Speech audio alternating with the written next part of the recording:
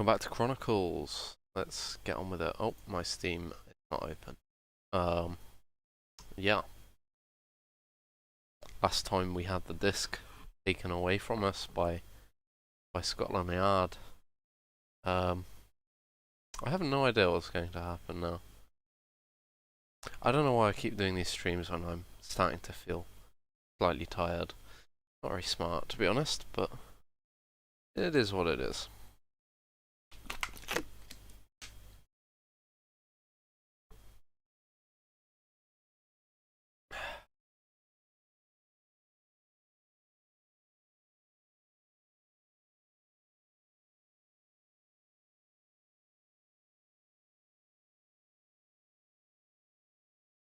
There we go. Steam has done its thing.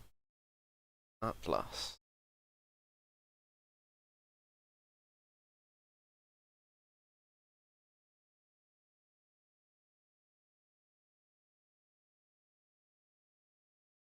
There we go.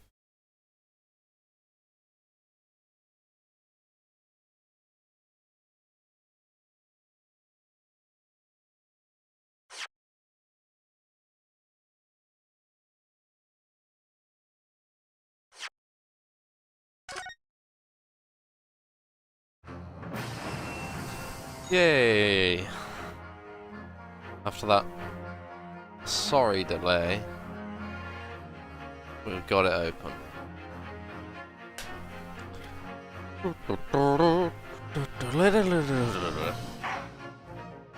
Bum, bum, bum, bum, bum.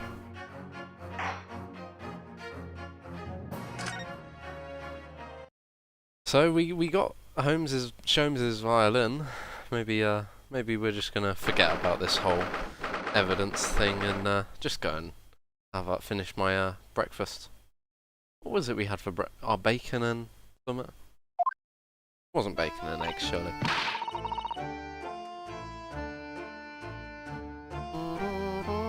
Okay. Oh, these voices are gonna take a moment to warm up to again. See? That's why I hate grown-ups. All they do is feed you a pack of lies and take stuff away from you.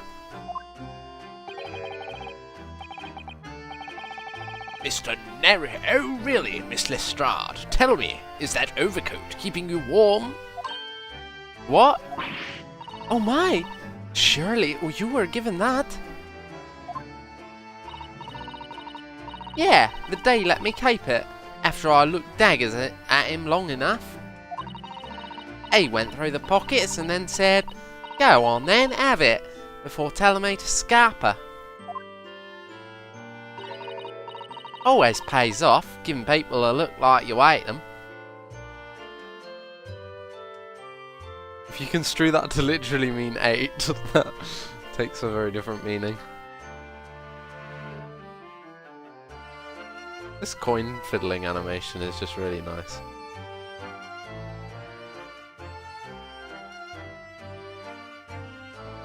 Although those last 3 fingers don't even, like, move separately.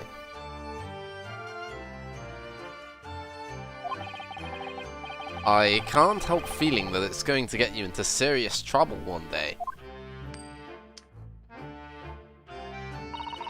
What I really want is that nice shiny disc, mine. The music box disc? But Mr. Windybank said it was practically worthless. I think I'm gonna go and have another bash. Give him a long hard stare. I think not, Miss Lestrade. We shan't enter Windybanks again today. Why not? That's not fair. It can't be helped, I'm afraid. Police are investigating the scene now and taking a statement from Mr. Windybank. But that disc's mine. I had the ticket for this coat, and it was in this coat's pocket.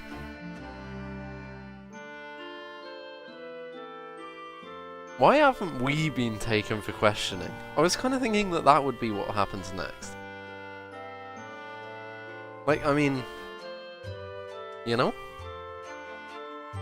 Sure. And there should be something else and all.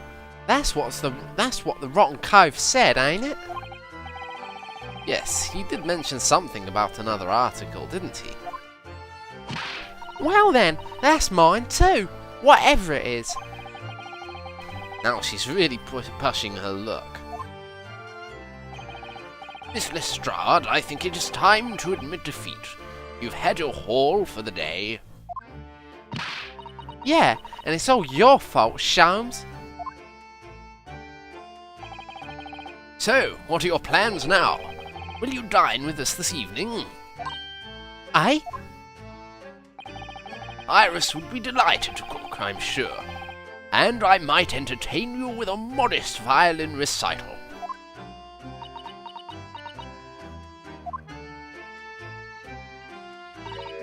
No, Tar. Oh, Why would I come round your place, eh? Have you lost your head or something?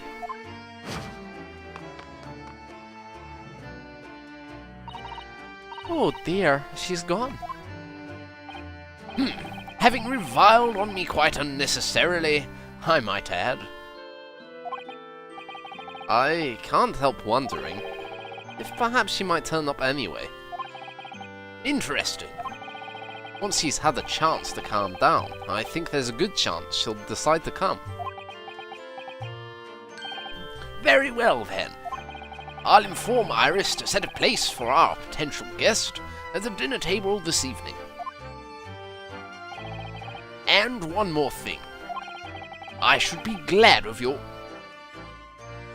Saying glad... No, you don't say glad. I should be glad of your company later too. Sorry? I believe I will have a rather splendid surprise to show you. Oh, how exciting! What is it? You shall have to wait and see, Miss Usato. Until later then.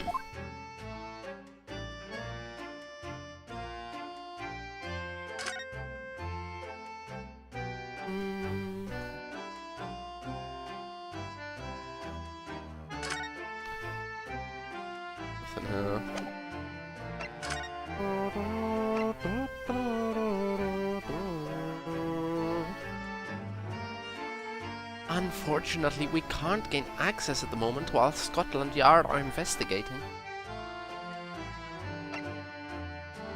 Well, we are asked earlier to show our faces here, so...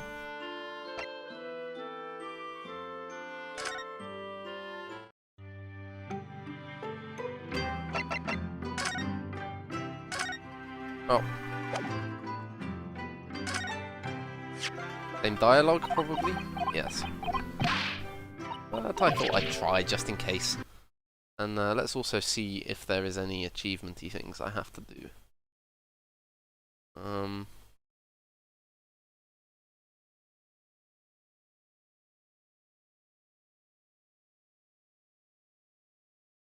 No, nothing.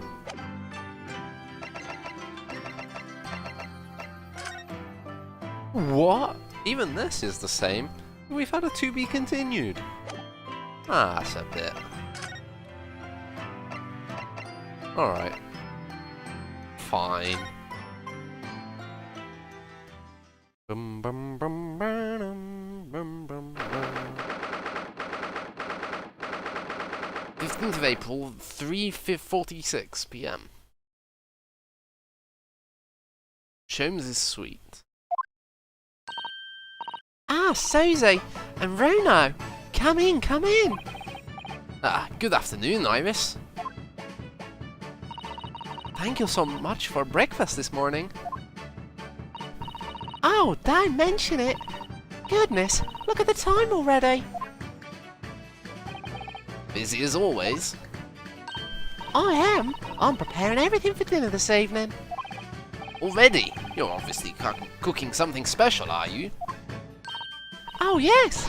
After all, we've got a special guest joining us. Guess who it is? Go on. Hee you'll never guess. Look at those little eyes of hers shining. Oh dear. It is awkward when you already know the answer, isn't it? Come on, ain't we even gonna pretend to be geniuses and just guess it? It's Ginny! Isn't that exciting? Oh, what a surprise! Oh yes, that's wonderful news. Wow, Iris seems overjoyed at the idea. I can't wait to learn some pickpocketing tips from a real professional. Oh yes, that does sound like fun. I'm not sure that's entirely appropriate. Are you, Mr. Naruhodo? By the way, Iris, what's Mr. Sholmes up to? Haley? Oh, he's been like that ever since he got back. That's sounding too much like Gina.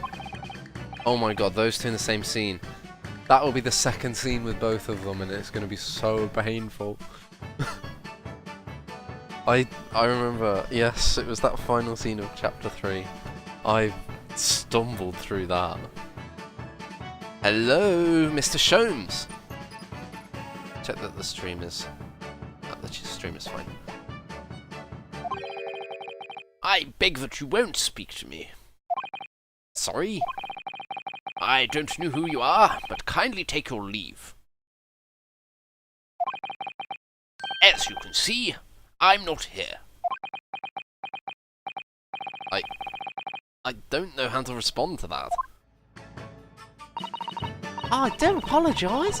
When he gets like this, he's completely oblivious to everything. Yes, I see. Really?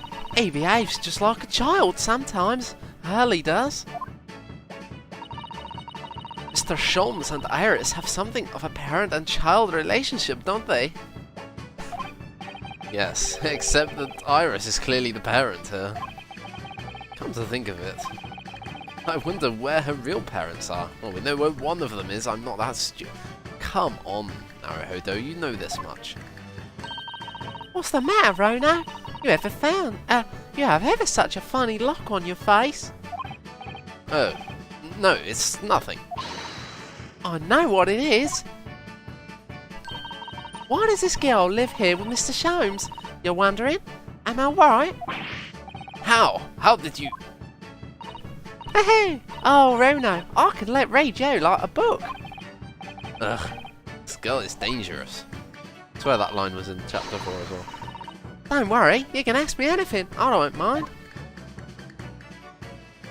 Right. First of all, let's present the memes. Hey, here's my attorney's badge / armband. Do you mind if I show you this, Iris? It's just a boring old thing, really, but... Oh, I don't really like boring things. Ah.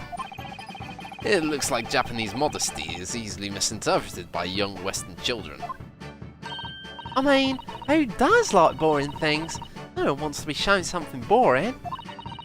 Come to think of it, you're always introducing things with, this is boring, but it's a bad habit. You should stop it. I'll be sure to let the entire population of the Empire of Japan know on my return.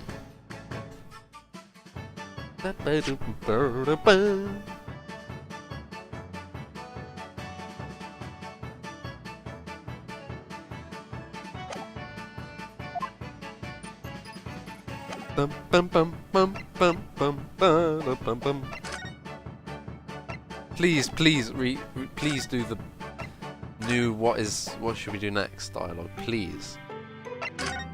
No!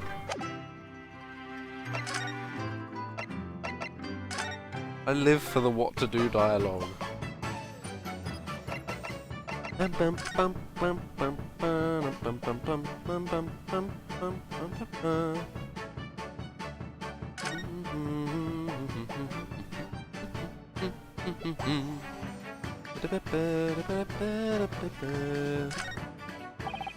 Now this really is Mr. Sholmes' faithful performing partner then.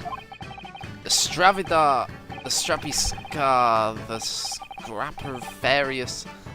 No, it's no good. It's gone. The virtuoso's violin that he found in the pawnbroker's and managed to buy for next to nothing. After all we went through to get it back, he's just cast it aside on that chair. I was looking forward to hearing the beautiful sound it makes when Mr. Sholmes plays it. It does look rather sorry for itself there, doesn't it? Although, at least Wagahai hasn't attacked it yet, even if his eyes are saying it's only a matter of time. Didn't we say we should start keeping it out of the cat's reach? Alright, fine, I'll try it. So, Mr. Sholmes, what are you so engrossed in? Mr. Naruhodo, Mr. Naruhodo, did you not hear? I am not here. That's... I swear, the localization on this game. Like... What the hell? This is obviously... I wonder what the hell this is in the Japanese version. There's so much, like, random bits of wordplay. I cannot think why the whole bed of the ocean is not one solid mass of oysters, so prolific. So prolific the creatures seem. He won't even turn around and look at me. It's best just to leave him alone when he's on one of his moods like this. Yes, I can see that.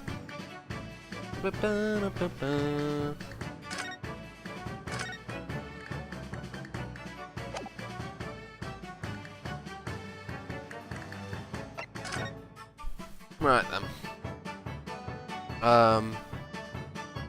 Was I gonna say something?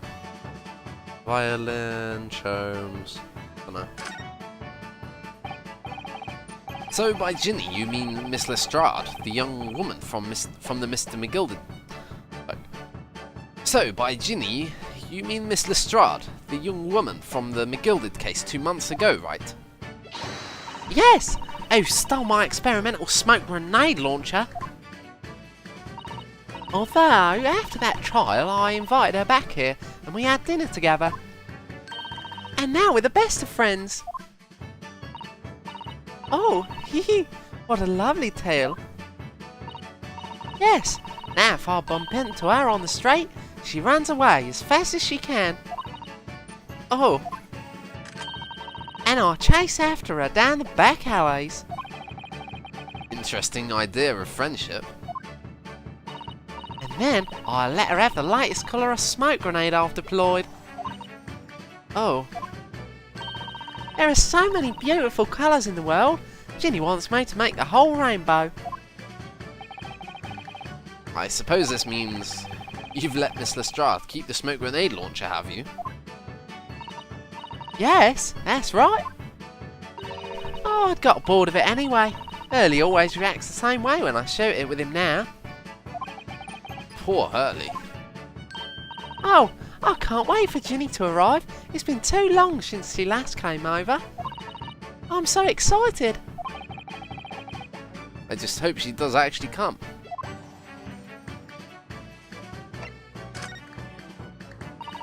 Oh, I'm sure you've been wondering why it is I live here with Hurley, haven't you? Well, it has crossed my mind. That and where are your real parents? Serious face. My mummy and daddy aren't with me anymore.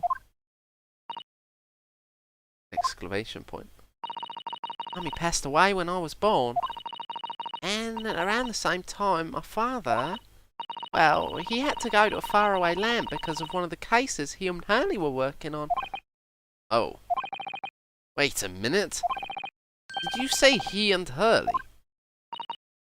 Yes. Daddy and Hurley were always solving mysterious cases together. She didn't mention that before. Wait. Combining this with the actual Holmes plot in some weird, messed up way, that means her mum is Mary Morstan, right? Because Dr. Wilson, Dad Dr. Wilson, married Mary Morstan, or rather Mary Watson, Mary Wilson, whatever. Just Chutakumi, you know, just, yeah, sure.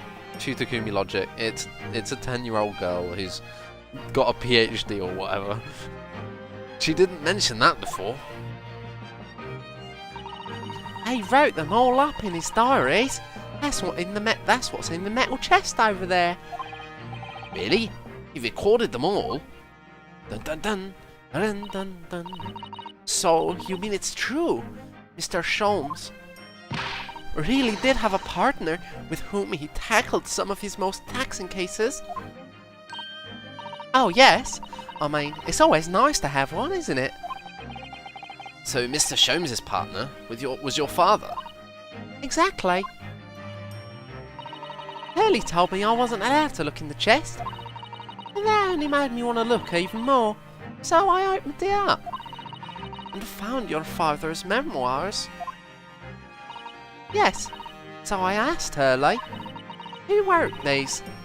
He nearly fell off his chair. But then he told me. That's when I found out that the author of all those accounts was my father. So Iris's father was Mr. Sholmes' partner. Dun dun dun dun dun dun dun dun dun dun dun dun. I've practically lived with Hurley all my life. I was tiny when he took me in. So it came as quite a shock when Hurley told me that he wasn't really my daddy, I mean. It must have done. I wonder why Mr. Sholmes chose to tell you, and at such a young age. Hurley says it's because he wouldn't have been able to hide it from me. Oh? Well, having lived with Hurley all these years, you might say that his ways have rubbed off on me. There are some things I can just see. Especially lies. I almost know when people are lying before they open their mouths sometimes. Right. Anyway, I was so fascinated when I read Daddy's diaries. Maybe this last line is going to have significance. Maybe it's trying to, you know, lay the groundwork so that we trust her instincts later in the case for whatever reason.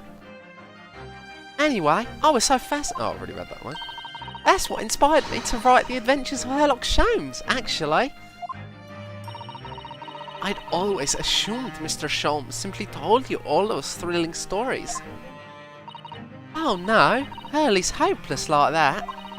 He forgets everything. As soon as he's solved a case, it all but vanishes from his mind. Oh, I see. The other day it was so embarrassing. As usual, he totally forgot about the case he'd just solved. So the very next day, he gathered together all the people involved and proceeded to solve the case again. It was quite a shock for everyone. You can say that again. You share your father's surname, don't you, Iris? That's right, Wilson. Daddy is Dr. John H. Wilson. I learnt from his diaries that he's a doctor of medicine, you see. That's what prompted me to study, so that I could earn a doctorate as well. Iris's father, who went to some distant land. Am I finally going to realise I'm that dumb? And is a doctor by the name of John H. Wilson. Wow, a flashback of epic proportions. You're telling me I have to remember this judge voice? Fine, I'll just do regular judge. The court will now hear the trial of Yunosuke Naruhodo. Kindly state before the court the name of the victim in the case. The victim's name was Dr. John H. Wilson. That's right. Visiting professor of medicine at Imperial Umaya University. And the man who, in the most bizarre of circumstances, lost his life just before we left Japan. Why was he killed? We never did done. Whoa, are we gonna go that deep? Are we gonna go that deep? That the killer in the first case is linked to, like, the McGilded / the government? Like, oh my god. We're going that deep. That's where we're going. I just realised this. That's insane.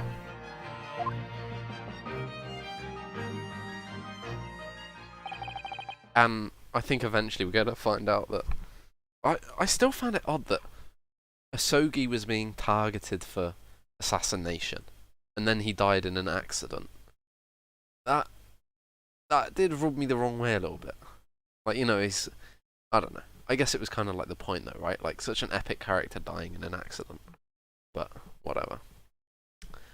Miss Susato? Yes? Perhaps we shouldn't pursue this conversation any further at this time. I think that would be for the best. Well, she just said that she knows when people are making stuff up. So if we say we don't know anything... Ah, my dear fellows, how good to see you. Let us engage There we go. in the art of deduction. Hey! No, wrong voice. Susato. Eek! Eek! Mr. Sholmes! Why ever did you not make your presence known to me before? Well, no matter now. So, how the devil are you? We've been with you for most of the day. Goodness, really? Do tell me, Mr. Sholmes, is your violin unscathed? My violin? Whatever are you talking about, dear madam? Oh, Never mind that now. I have something far more interesting to show you. Oh, Poggers, he got away with it. He got the away with the other disc. He's done it. He's committed a crime of obstruction of justice, or hiding evidence, or something. Tampering with the crime scene. There we go. Behold, my dear fellows. oh, another music box disc. No, not another disc, Miss Susato. This is the one Gregson demanded we hand over as evidence. Mr. McGilded's disc. No, it's not. It doesn't have blood on it. Oh my! Then, what's it doing here? You know, at times, Mr. Naruhodo, I think that though I have an undeniable turn for detection, why, I may even be more adept at larceny. There is an old Dr. Watson quote in Sign of 4 that's like, I can't imagine what would happen if he turned his powers, his amazing gift for criminal purposes, or I don't know the quote. Oh, that would be wonderfully exciting. I'd be your pickpocketing assistant. And Reno could be our go-to lawyer if we ever got caught. Right. Plus, Susie has such beautiful handwriting, she could write all our menacing crime notifications. Yes, I'd be delighted. I'm just going to pretend this conversation never happened, I think.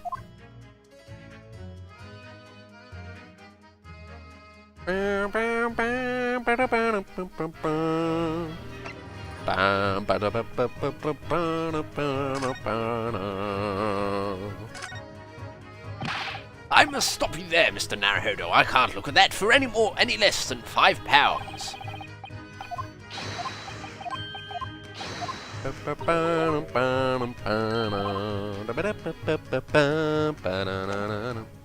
me check how much £5 is.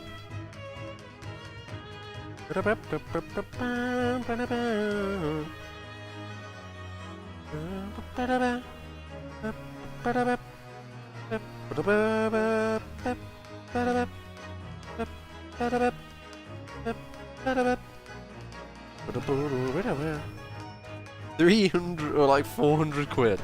400 quid. Nice.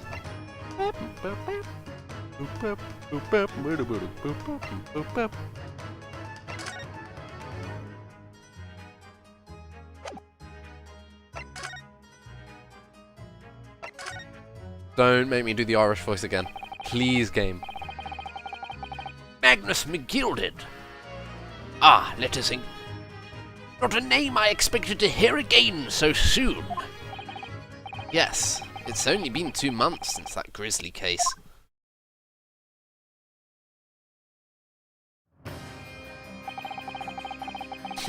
Why is my damned theme playing at the sight of this burning carriage, this stupid omnibus that I stupidly brought into the courtroom? To be honest, this whole mess was my fault to begin with. God damn it, why did I do such a stupid thing? If only my Nipponese friend would have had the foresight to tell me to leave the omnibus at home. I don't know why I like doing his voice, but it's fun. Mr. McGilded perished within hours of the trial's conclusion. Ugh. Was it the curse of the Reaper? No one knows, still now. Can he just show up at this office right now? I just want to see him outside the courtroom. The omnibus was reduced to a pile of ash. Not a shred of evidence remained. And with the man's death, the truth about the murder in which he was so intimately involved was buried.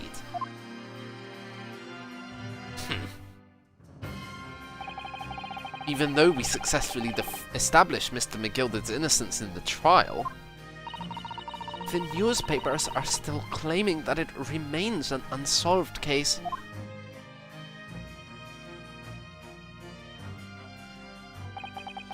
The murder of the brickmaker, Mr. Thrice-Fired Mason. Oh, we're actually going all out.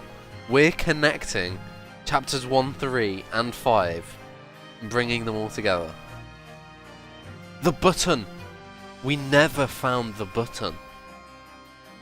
I drew attention to that button in the trial. Like, I remember I said it. That his button was missing. That button is going to appear somewhere.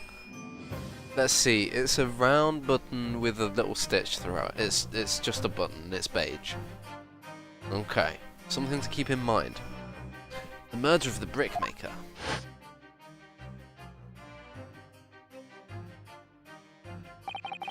In the end, the truth of the matter remains a mystery. We still have no idea what happened that night.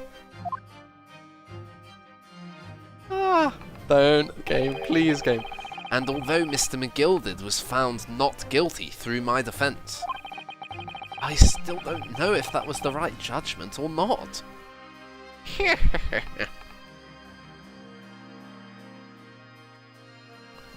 know what, I'm gonna go out on a limb, right? They're totally setting it up that this guy's guilty. I mean, like, his snickering, the whole, like, him being a confident defendant who's just, like, taking matters into his own hands. The fact that he's such a sleazy loan shark.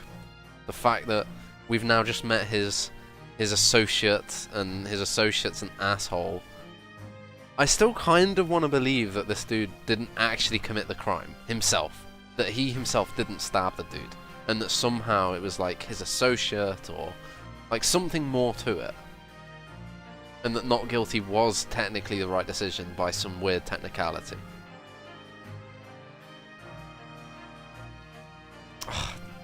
I feel like that's too... that's copium. I think that's just copium.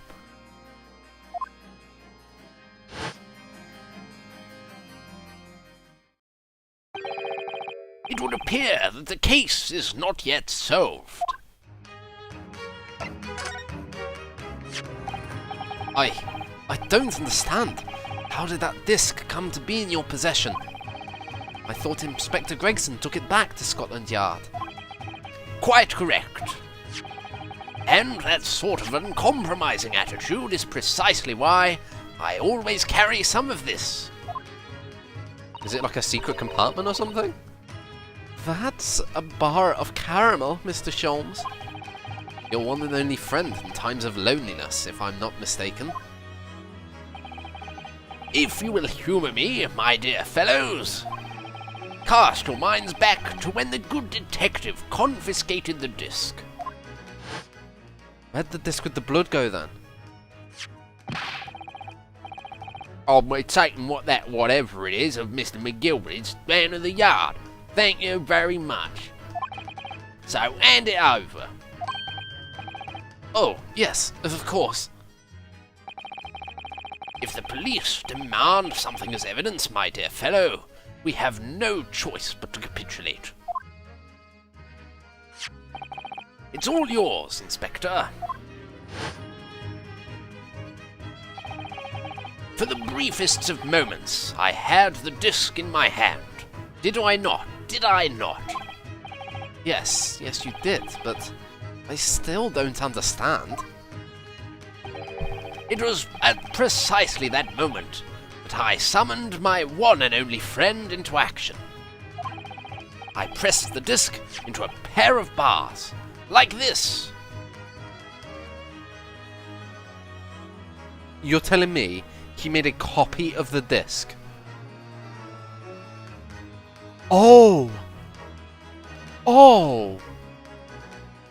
He took it, he like imprinted it. Oh, Sholmes, you genius. That's why it doesn't have blood on it.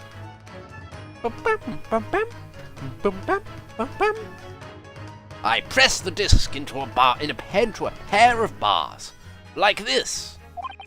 That's amazing. The disc and all the minuscule protrusions have made an image in the caramel.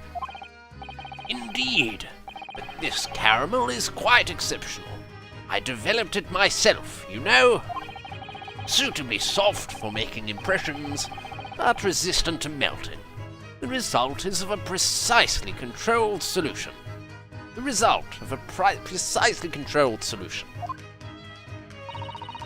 How extraordinary! It's pretty cool.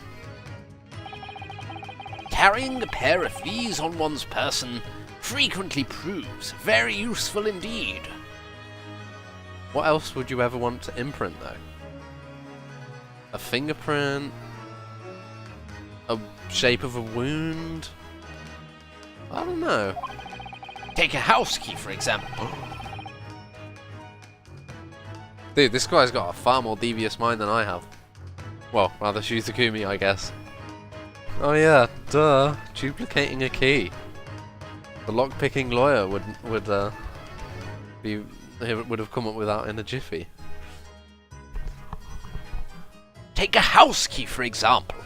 A simple press, and its unique form is duplicated. I can enter anybody's property at will, and never without high sucrose nourishment. Yes, it sounds illegal. From the image, I was able to create this. I confess I was most curious to know what manner of music would issue from the disc when played.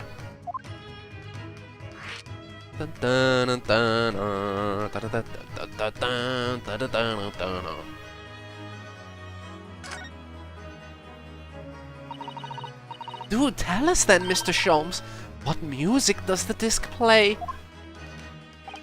Well, unfortunately, I have no idea, because as I said, or Mr. Windybank said earlier, I think, there are many different sorts of music box. It could be any. No idea. None whatsoever. Are you familiar with the workings of a music box, my dear fellows? No, I'm afraid not. Goodness, you don't know, Rono.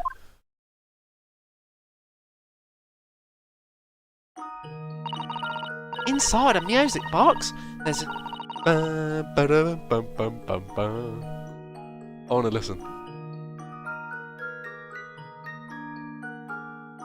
Do they have the whole theme?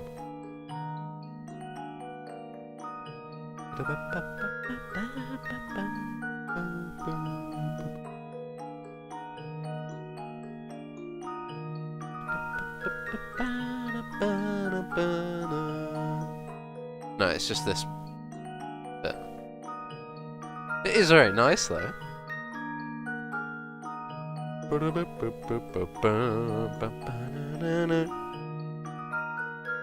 Inside a music box, there's a special metal piece called a comb. That's what produces the sound. Oh, I see. That's very logical. Small protuberances pluck the different teeth of the comb as they rotate it, making the different notes.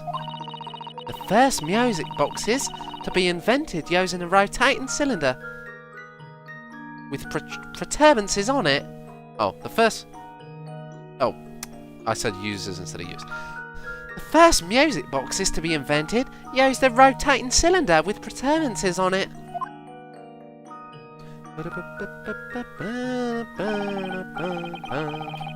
But over time, a new type of player was produced, which used discs such as these. With that development, the popularity of music boxes spread far and wide, all around the globe. Why exactly? Because the discs are easy to produce and can be interchanged to facilitate the playing of different tunes. There are a great many firms in Europe now manufacturing music boxes as a result.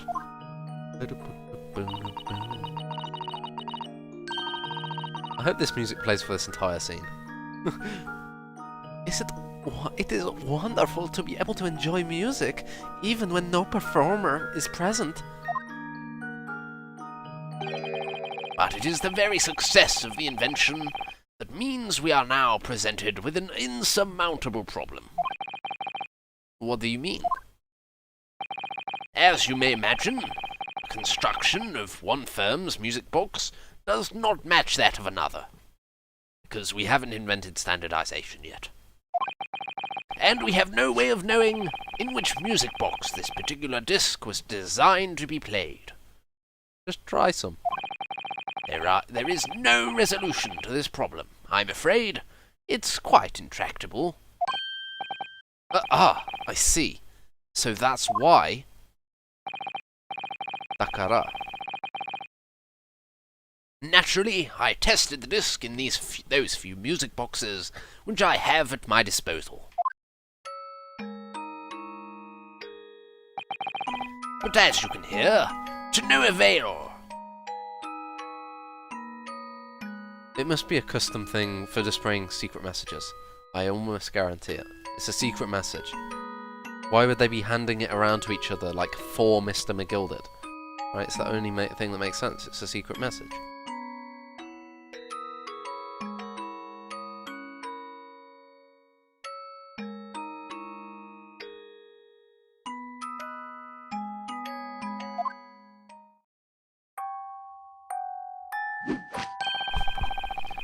The results were equally unsatisfactory in this one.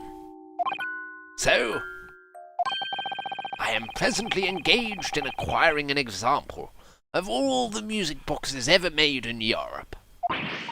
Every single one? That's Hurley for you. Always taking things too far. And you know, I think, Mr. Sholmes, you'll find that probably not a single one of them will play it. Because what's the point in passing music around? Why is it so important?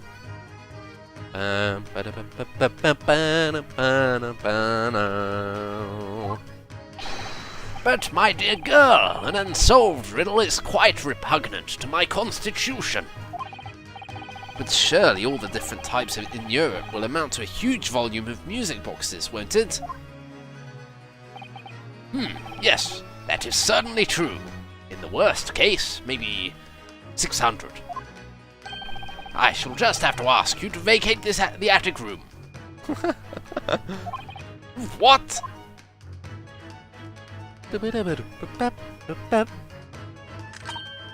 Well, it's time I started getting things ready for dinner, I think. Jenny will be here before long. Thank you, Iris. Oh, well, you must let me help you then. Of course, Susie. There's plenty to do.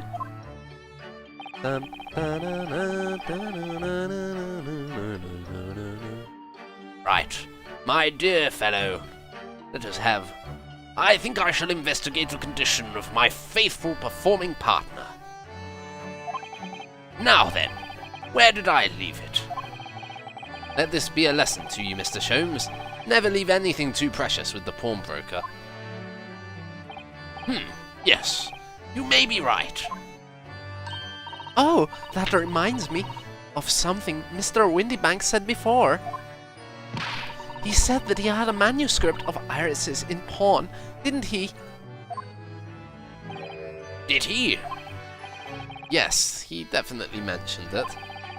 Mr. Sholmes' latest tale of otherworldly mystery lies dormant in my storeroom, were his words, I believe. Never doubt my powers of recollection. So you heard about that, did ya? Did you? I expect you were incensed as I was. Oh yes, the idea of such a wonderful story languishing in Mr. Windybank's storeroom, gathering dust.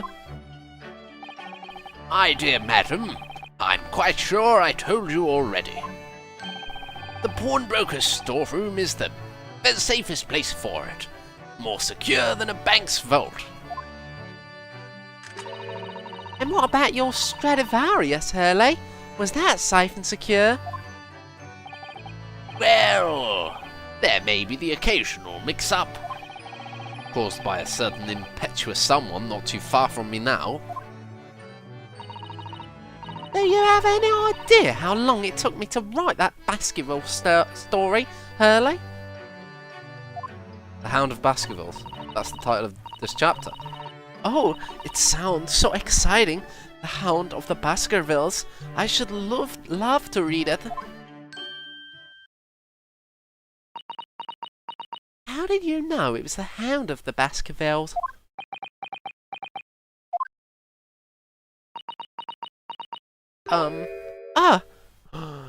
Her thingy. Her memoir. Her telegram. 'Cause that's it. It's her telegram.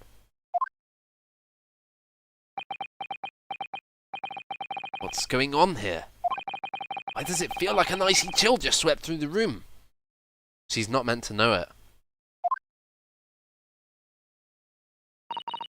Susie, what did you just say?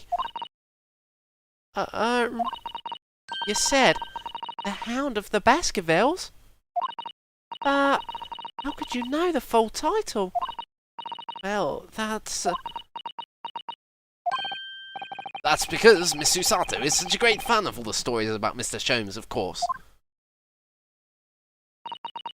But Rono, the Hound of the Baskervilles, has never been published. What? When I showed Hurley the manuscript, he told me that I wasn't allowed to publish it yet. I don't understand.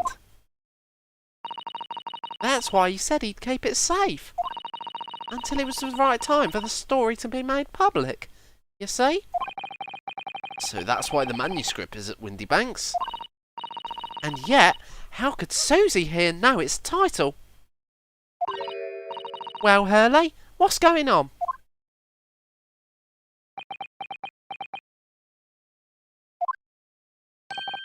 Ah! What is it, Mr. Sholmes? It would appear our guest has arrived. Of course, we can't answer a fucking problem, can we? We can never just answer the question. We have to leave it on a cliffhanger every time. God damn it, Shootakumi. God damn it. Miss Lestrade!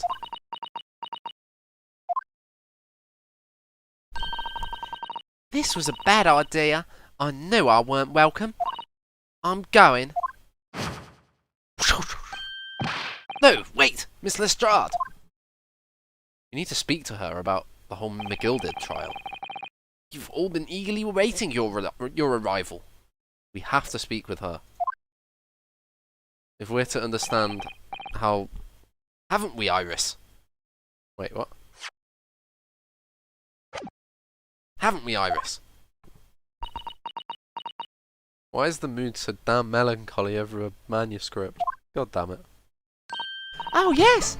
Just wait there, Ginny. I'll have everything ready in a jiffy. Come along, Susie. Right, of course. It's a pleasure to see you here, Miss Lestrade. Please make yourself at home. Don't stand in the doorway, my dear girl. Come on in. What say you to some Mendelssohn? I won't take no for an answer. Meddlesome it is, then.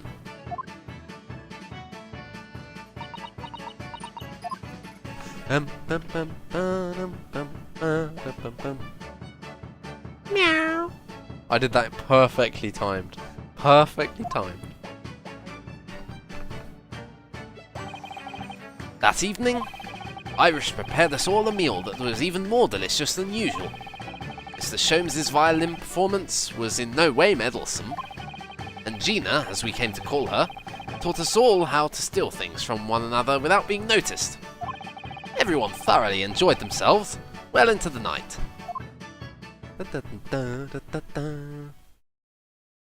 Aw. Could have had a CG for that. Come on, Capcom.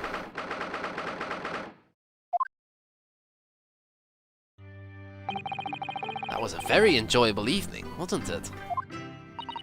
Oh yes, Iris's cooking was truly divine. I will say, on the topic of eating, games and like stories, I feel like they often just scoff over eating because it interrupts the flow of things. When really every day there's a meal of multiple meals. Like we had breakfast and we had a big dinner. We didn't have lunch today. I don't know. I just think it's weird how. I mean, I don't know. Maybe I just haven't read enough. Oh yes, Iris's cooking was truly divine. And I feel as though I can still hear the enchanting strains of Mr. Sholmes's violin even now. Best of all, I bet I could steal the glasses from his lordship's face next time we're in court.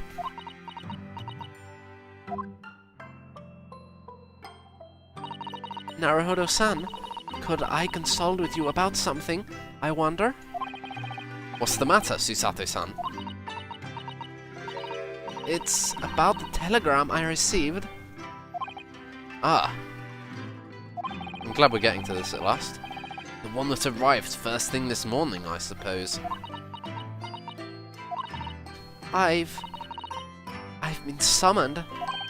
What? Summoned? What do you mean? The telegram was from the Lord Chief Justice's office.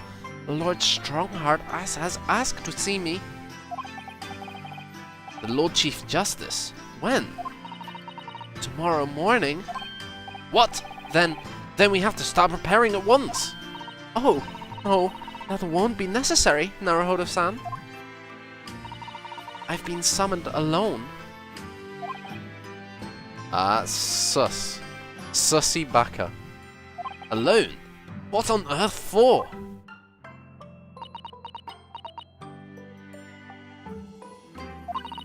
I have no idea. I suppose I shall find out tomorrow.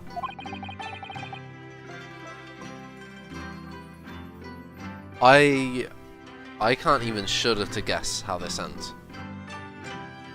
Maybe Strongheart dies? And Susato is suspected?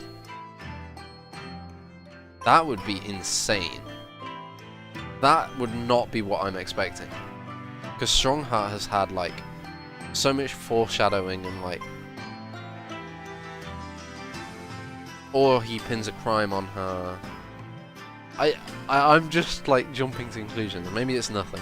Well, I mean, what am I talking about? It's you know, it has to be something. Susato has plot armor, so that's fine.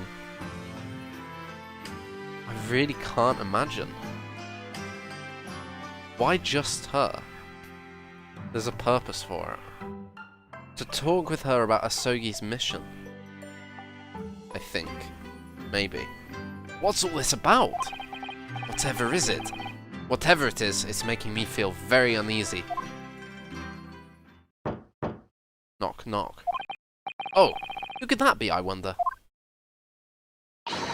Good evening, friends. Ah, Iris. Hello again. And how did she know?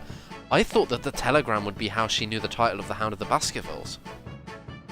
but clearly not. How did she know the title?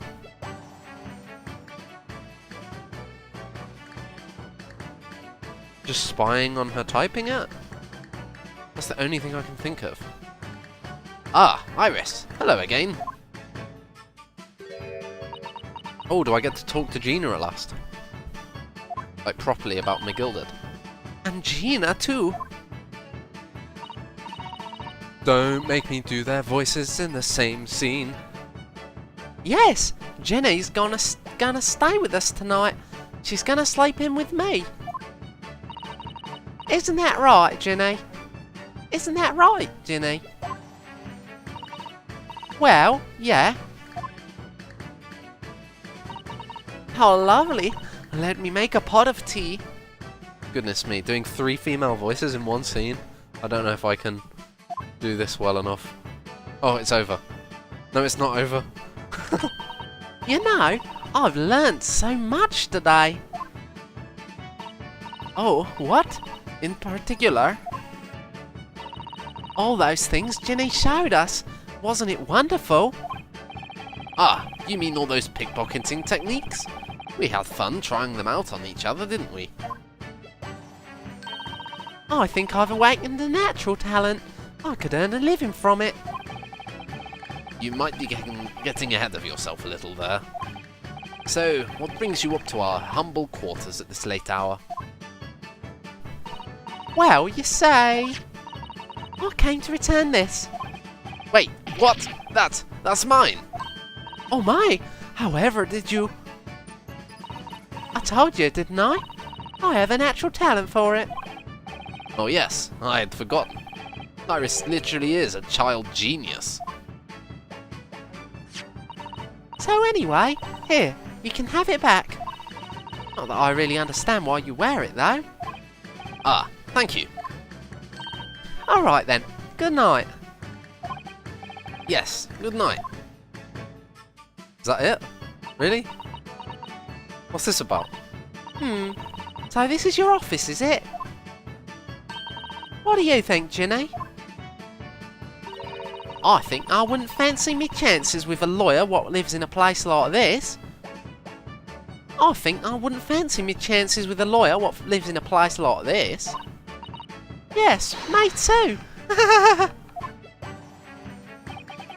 It seems as though Iris here still has something she'd like to talk about.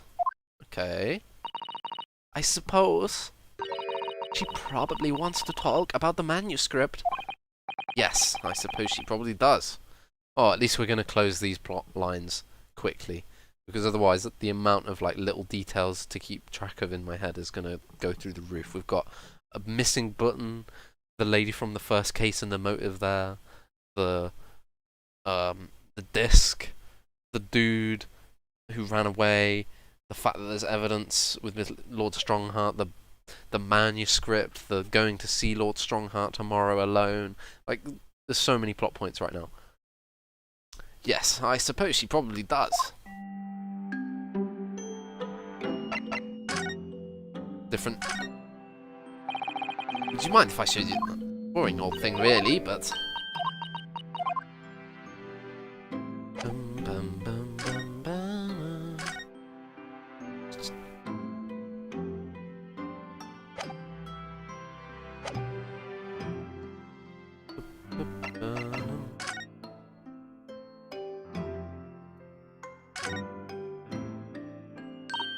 Rono, what are you doing? Look, I'm not gonna steal nothing, alright? It's all junk anyway. It's all junk anyway. Anyway. Charming. I suppose I could engage our guests in conversation, really. I suppose I should engage our guests in conversation, really.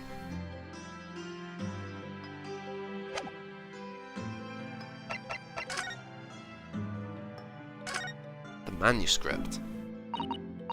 Iris, I suppose you're hoping to talk about the manuscript, aren't you? Aren't you gonna tell me?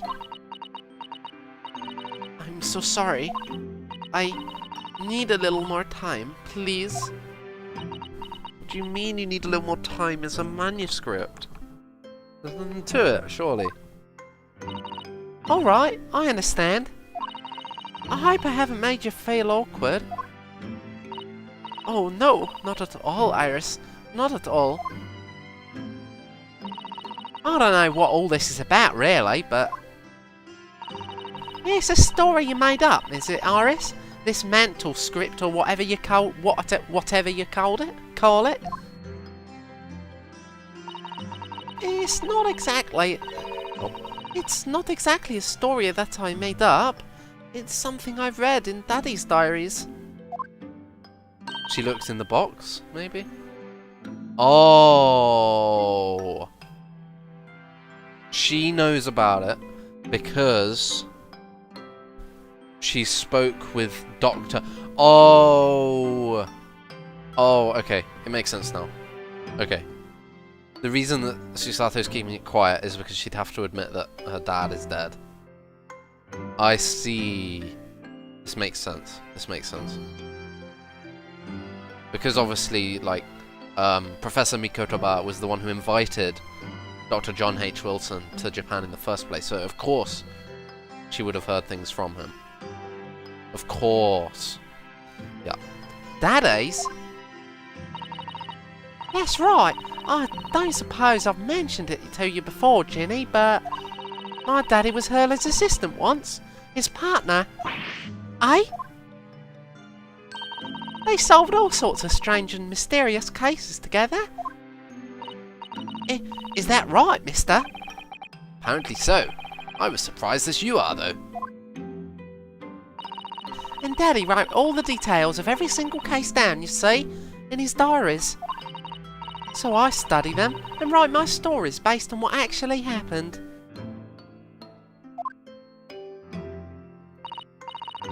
So, where's your old man now, then? Oh, goodness me, that's too high-pitched. These two voices in the same room. God damn it. Ugh. How do I prime myself to do Gina's voice? Diving. No. So, where's your old man now, then? He had to go away on urgent business to a faraway land. No. These voices have gone to shit. He had to go away on urgent... No, it's too posh. Oh, Hurley. He had to go away on urgent business to a faraway land, and he'll be gone for a very long time. So, I've never really met him. Oh, right. Come to think of it, I don't know anything about Gina's parents either. Perhaps we should ask her.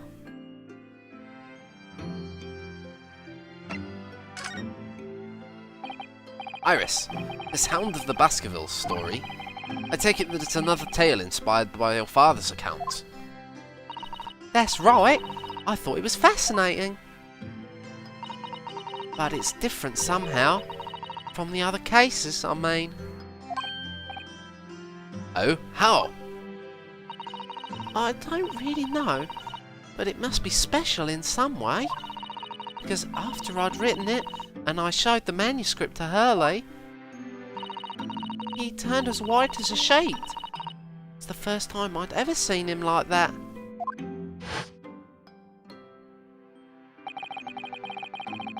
Mr. Naruhodo, it pains me to have to say this after you've toiled over it for so long, Iris. But this story must not be published at this time, under any circumstances. But why not? It's one of my best works. I'm not at liberty to say. Not now. So please, do not ask me. Alright then, I won't. But I do solemnly swear that I will explain everything one day, Iris, when the time is right. And that's how the manuscript came to be with Mr. Windybank, isn't it? Now we have an extra couple of plot points added to that long list that I just mentioned. We've got the story of the Hound of the Baskervilles, and we've got And I don't know why I just remembered about it, but Asogi's mission, what was it? And that's how the manuscript came to be with Mr. Windybank, is it? Yes. Hurley said that it had to be somewhere very safe. But now that Scotland Yard is in there, maybe it's not so safe. That really gets my goat, that does. He's treating you like a child. It's mean, that's what it is. Keeping secrets like that. I'm sure Mr. Sholmes isn't trying to be mean. Eh? If he said he wasn't at liberty to talk about it, I'm sure there must have been a very good reason. I think so too. Tuss, you lot are too trusting for your own good. But he can't pull the wool over my eyes. Sholmes is lying to Iris. I'll bet my life on it. What? Hurley's lying to me. Why though?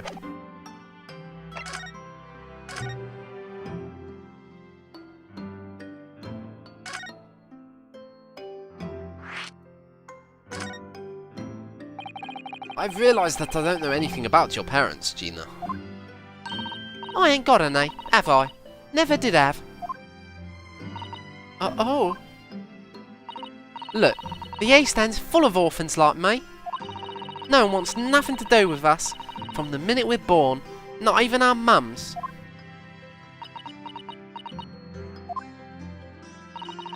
But we all stick together. The older ones look after the little ones and make sure they get by. So that's what you're a pickpocket.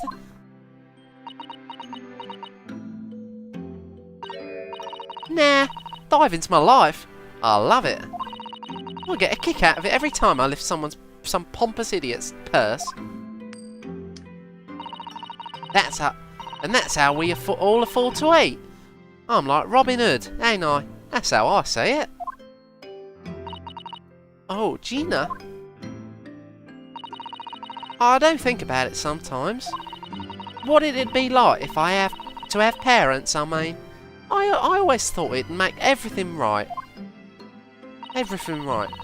But having listened to what Iris just said, sounds like having parents ain't always easy either. Oh. I mean, if you know you never had them, you don't feel like you're always wanting to meet them. It's true. Oh. Early. Oh, do you just have some tea? It's true.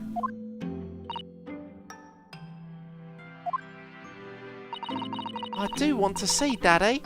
So much. It's not going to be a fun conversation when we eventually have to have it. Ouch. Oh, Iris.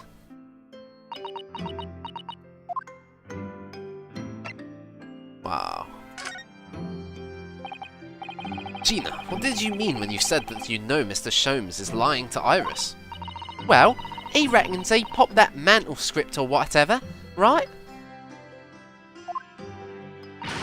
But come on, that's obviously a load of rubbish. Oh my, why would you think that, Gina? It's simple. If that story really was in old Windybank's storeroom, there's no way someone from halfway around the world, in other words, you, could know about it. Oh. Sorry, Iris, but if you ask me, he sold it. Without telling you. So Susato's going to have to just admit it, isn't she? But Hurley would never do something like that. I'm sure of it. Ha! Grown-ups do a lot worse than that, believe me. Barefaced liars, the lot of them. And you just ain't realised it yet.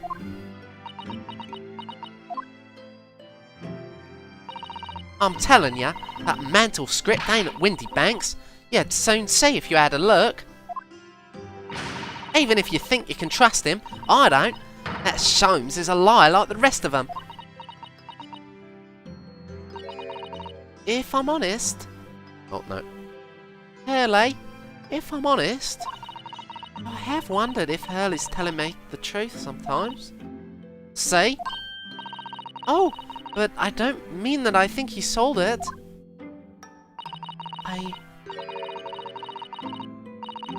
I mean, I sometimes wonder.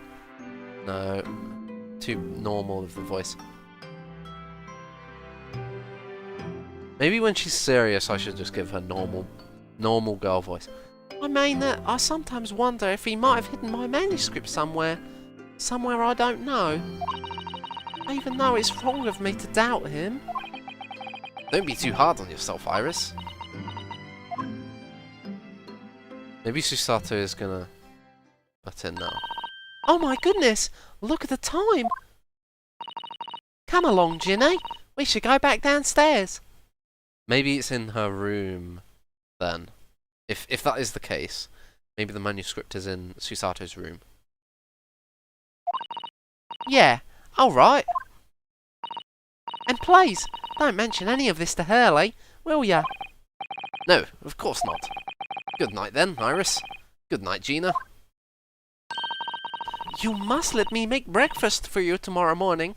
I insist. Oh, yes, please. I can't wait, Susie. Good night, then. That was a really nice scene, actually. I really like that this case, they're taking... Shu Takumi took the time to have not one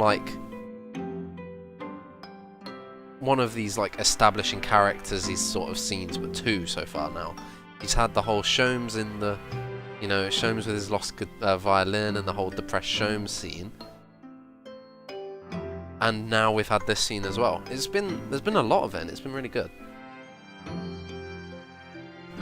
Iris, it sure is easy to forget, isn't it? Sometimes she speaks just like an adult. But deep down, she's still just a child.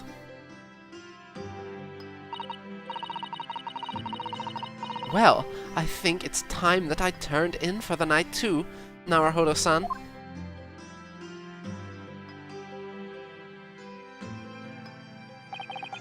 Dr. John H. Wilson, Iris's father, but also the name of the murdered visiting professor at Umaya University.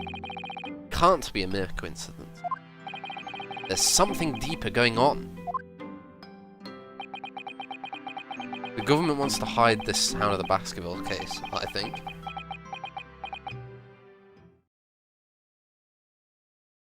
Ellipsis? Are we going to have a nighttime scene? Mr. Naruhodo. Who says Mr. Naruhodo? Mr. Naruhodo. Is it Sholmes? Mr. Naruhodo. That voice. Sholmes. That's Mr. Sholmes! I knew it! He's the only one who calls me Mr. Naruhodo.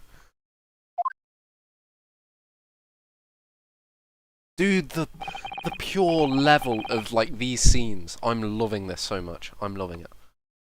This game, I think this is probably my favourite Ace Attorney game. I've got to be honest. Just the way that it feels. It's so cozy, and it feels so much more story-ish and so much more like these are not real people. The characters are they just feel nicer than your Phoenix and your Maya and such. Which is not to say that I can't knock the trilogies, but this is just so good. I don't know. What's going on? It's the middle of the night. Yeah, I'm gonna do whispering. What's going on? It's the middle of the night. Oh, it's Miss Lestrade. She's gone. Gina? She was supposed to be sleeping in Iris's room, but her bed is empty. Well, she's an independent young woman. She probably decided to go home, no?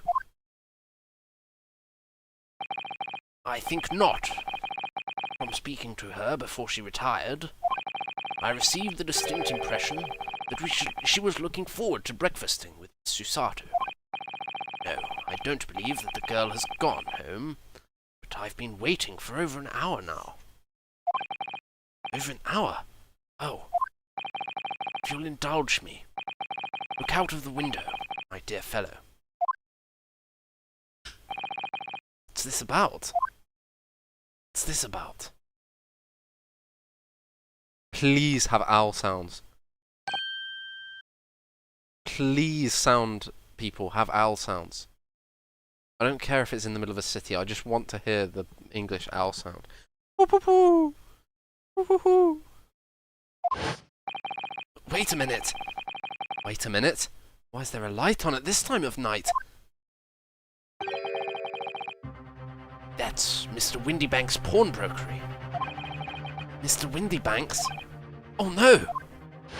What? It's simple. If that story really was in our Windybank's storeroom.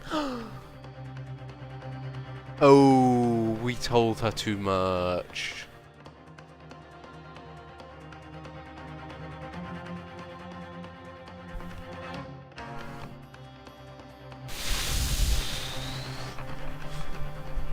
What the hell, game? What the hell? It's simple.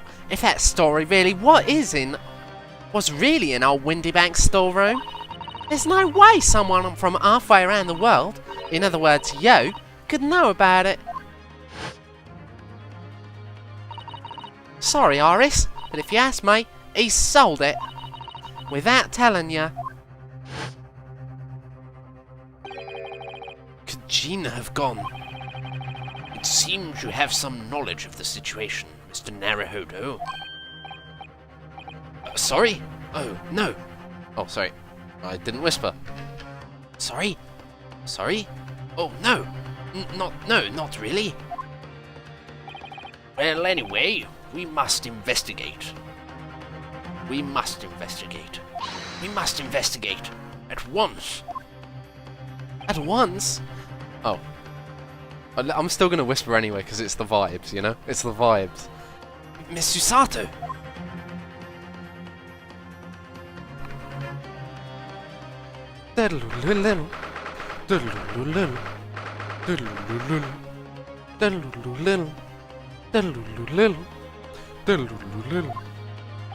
I didn't read the time.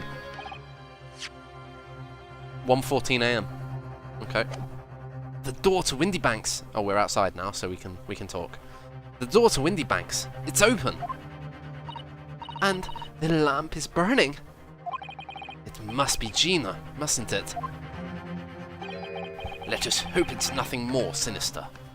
Oh, just let us hope it's nothing more sinister. What? Come, there's not a moment to lose. Clearly, something is afoot inside. It is time.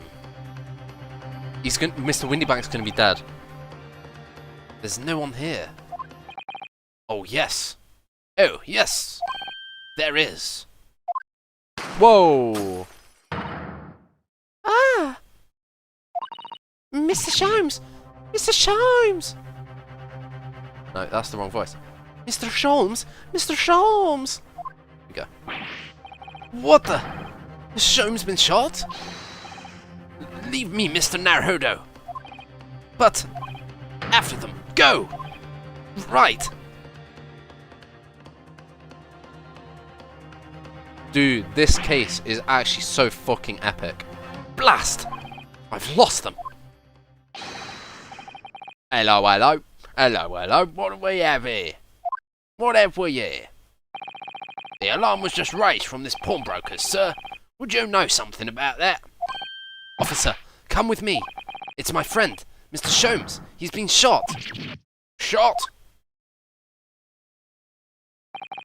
With the policeman close behind me.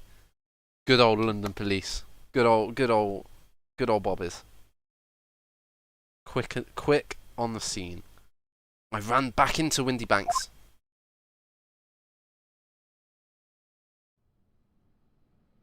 What? What?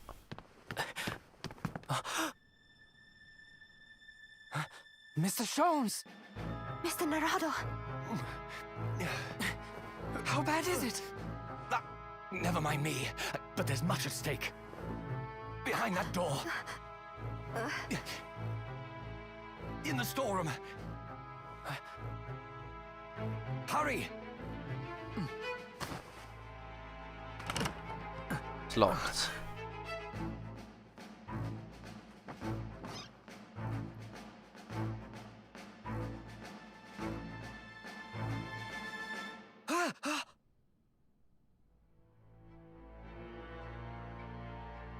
There's Gina.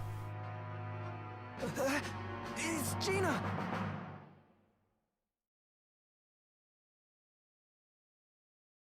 Now this is going somewhere.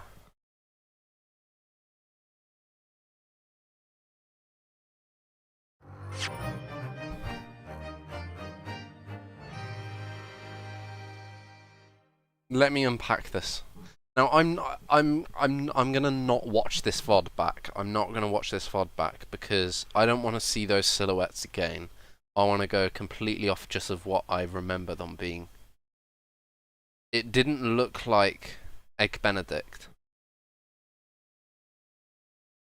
but holy shit, there's so much to unpack there that just happened.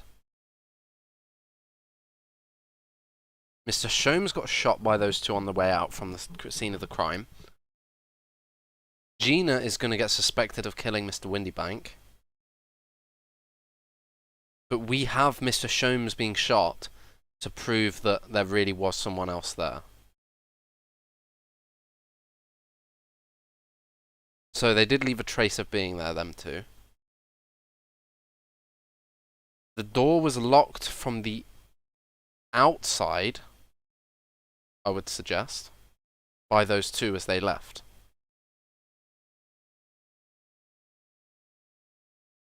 She looked like she'd been knocked unconscious or something, or... There's no way it's sleeping pills because she ate with us.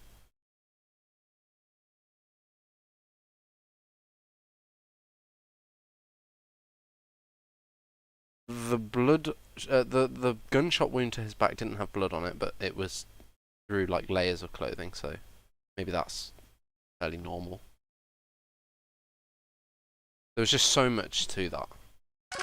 There was so much to that. I'm hooked now. The game has got me. Shuth Kumi has done it. Bang.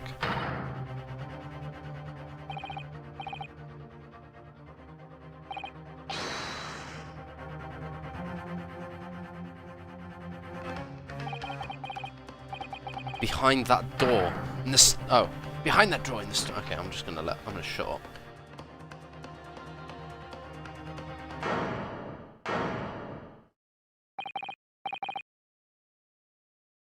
So, well, we know who the defendant is, at least.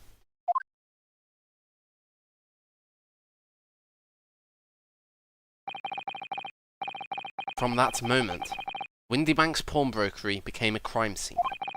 Everything that followed happened in a whirlwind of activity. The arrival of the police, the preliminary investigation of the scene, and the questioning. It was just before dawn that I was allowed back into my lodgings at 221B.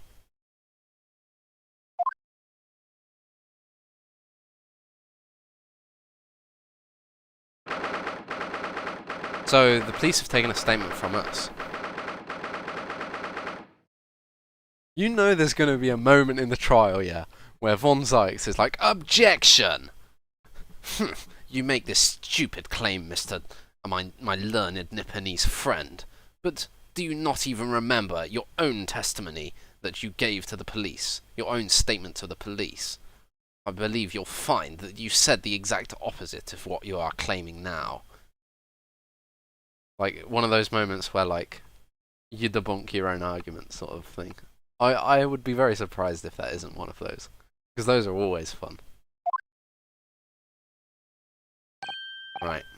Oh! Iris! Bling.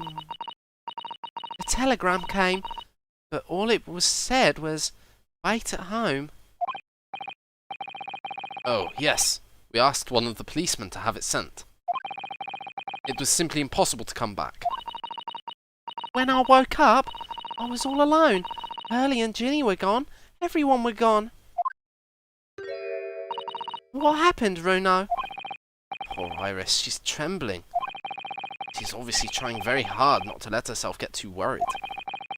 I'll explain everything that I know. Something awful has happened, hasn't it? Yes, I'm afraid so. Reminiscence music?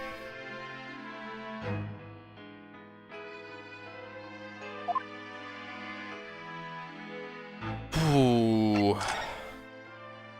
Is this different?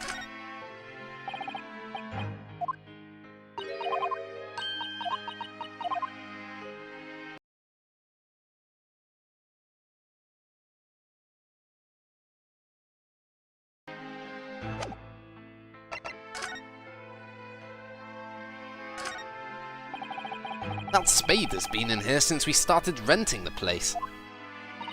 Runo, that's not a spade, it's a shovel. Ah, you're a shoveler, are you? I had a feeling you'd pick me up on that. Oh no, a pick is something else entirely. Now I've dug myself into an even deeper hole. Wait.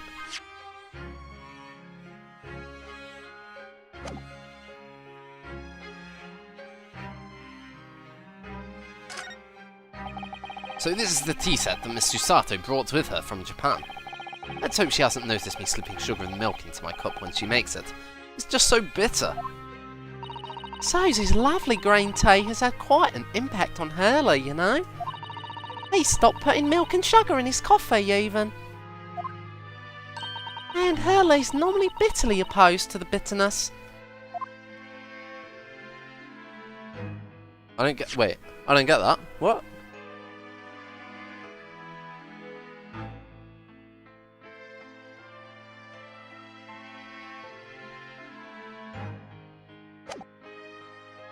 It's so bitter that it's made him get used to bitterness. Is that what it's meant to be? It's spring at last, and the weather is warmer now. I love the smell of the fire and the steam rising from the kettle. Oh, how about some tea, Runo? Thanks, Iris, but I'm alright for now. With the green tea Susato-san makes me from time to time, and Iris's unique herbal infusions, this place is a paradise for a true tea lover. If you're sure. You know I always have plenty wherever you're feeling thirsty. Whenever you're feeling thirsty.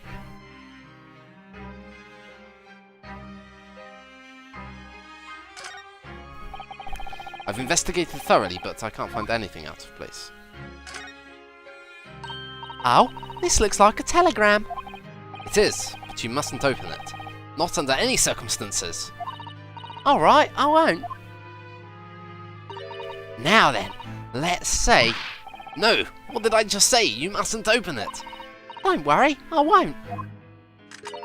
With this special concoction I've developed, I'll be able to see through the envelope without having to open it. No, that's not allowed either. Oh, but I'm sure it's something important. Little geniuses sure can be mischievous.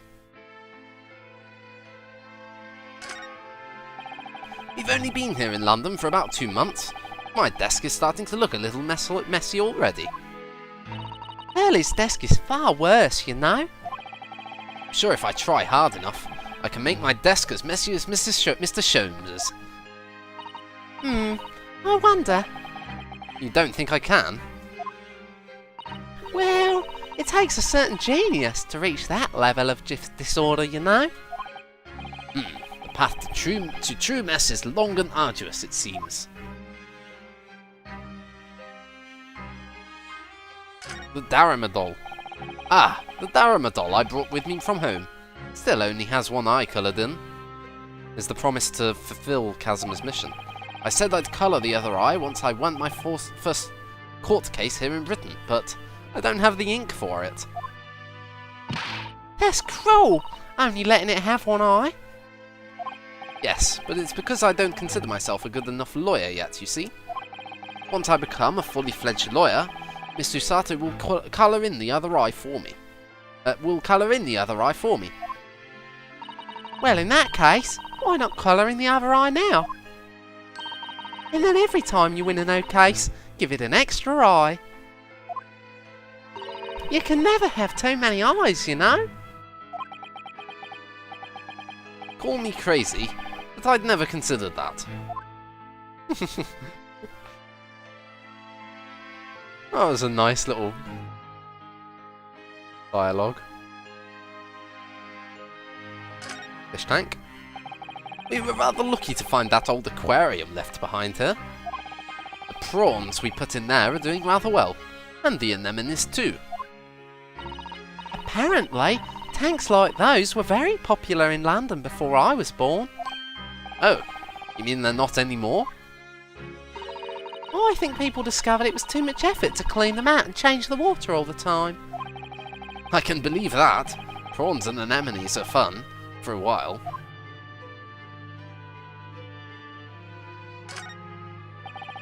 Do you know, I've never seen inside Miss Susato's room. I haven't so much as put my head around the door. Oh, Susie often invites me up. It's so much fun. Okay, the manuscript is not in there then. Really? What's her room like? I can't tell you that. Oh, A young maiden's private chamber is a place of bittersweet secrets, you know. where have I heard that before? I suppose some things are the same the world over.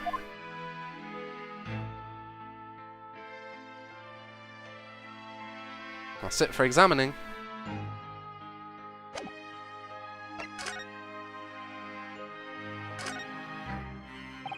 I'm sorry to have to tell you this, Iris, but Mr. Windybank is dead. He was shot. We discovered it in the early hours of the morning. Oh, yes, I had a feeling. You did? Well, I saw those police carriages pulling up outside his shop, so I know something must have happened there. When we entered Windybanks in the small hours, we disturbed a gang of 2 thugs. They ran out onto the street, and I chased after them, but they got away. So, it was one of them who shot old Mr. Windybank, I suppose. I don't know, but that's not what the police believe at the moment. Oh, why not? They've arrested someone else as their prime suspect, you see? Gina. Ginny? But why? Well, the thing is, No, Ginny wouldn't do something like that. I know, none of us thinks she did it. Then why have they arrested her? I'm sorry, there was nothing I could do.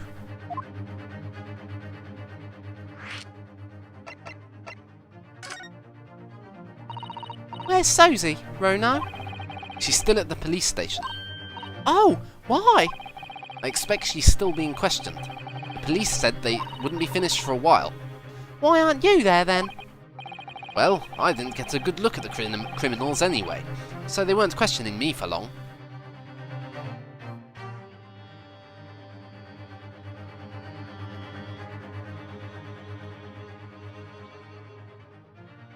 Check that the stream is doing alright. Seems to be. And Miss Susato stayed behind at the scene to tend to Mr. Sholmes, so they didn't get started until later. Ah, I see. Besides, one of us had to come back to be with Iris. I'm glad Inspector Gregson agreed to me leaving early. You should have let me know, and I would have come to the station. So where's Hurley then? Is he still there investigating the scene? He really ought to have some breakfast. It's not good for him to miss meals. I don't want you to worry, Iris, but I have some news about Mr. Sholmes. He was taken to hospital this morning. What? Well, when we entered Windybanks, a gun was fired, and he took a bullet. Hurley was shot? No. It's alright, his life isn't in danger. Really? Are you sure? Where is he? Which hospital? He's at St. Sinner's. They're tending to him there. I must see him at once. I'm sorry, Iris, but you can't. Why not? That's not fair. I'm a family member. I should be allowed. No, I mean, nobody can see him at the moment. He's not allowed any visitors. They're preparing to operate, you see. To operate? Oh, poor Hurley.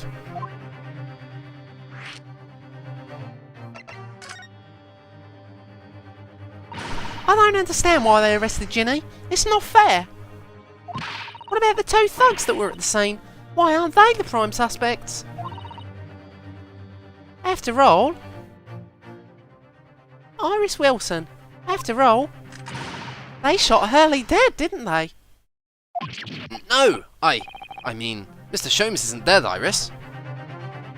If I had have read this dialogue before the first Mr. Sholmes dialogue, would it have been different? Or would that have been a continuity error? Ah, this is all so horrible. The thing is, Mr. Windybank was found on the floor in the storeroom where he keeps all the deposited articles. And the storeroom door was locked from the inside. I see. But he wasn't alone in there. Gina was found next to him on the floor as well. Oh no! And according to the detectives who investigated afterwards... Don't tell me. There was no one else in the room. Yes, exactly. How did you know? It's the only explanation. Yes, the only explanation indeed. What do you mean by that, Bruno? Well? Ugh, what can I say? I'm damned if I agree, damned if I don't.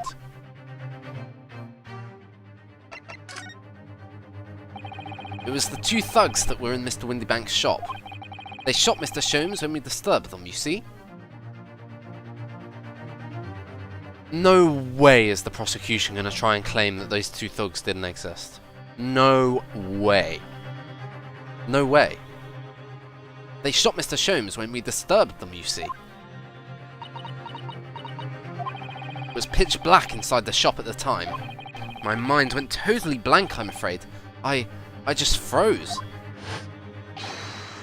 After them! Go!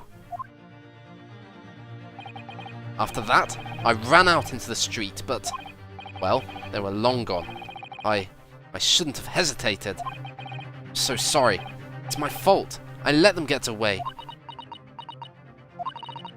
I think that's a very good thing. Sorry? Well, if you'd have seen which way they went and chased after them, you might have been shot as well, Bruno. I didn't think of that. On top of everything else, I couldn't bear that. Oh, Iris.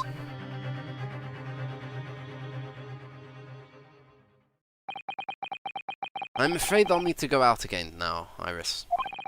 There's not much I can do at the moment, but I can at least try to find out how Mr. Sholmes and Gina are getting on. I want to go too. Take me with you, Bruno. I can't stand just sitting around here waiting. I'm not sure how I feel about taking a 10-year-old child to the scene of a murder, but I don't want to leave her all alone here either. All right then, Iris. Perhaps you can help me? Oh yes, I'd love to. Gina's at the prison. Mr. Sholmes is probably in his hospital bed. And don't forget we have to visit the crime scene. We need to conduct a thorough investigation. Ah, I can see you're ready for action. I imagine Iris would appreciate going to the hospital sooner rather than later. Can't do a ladder thing.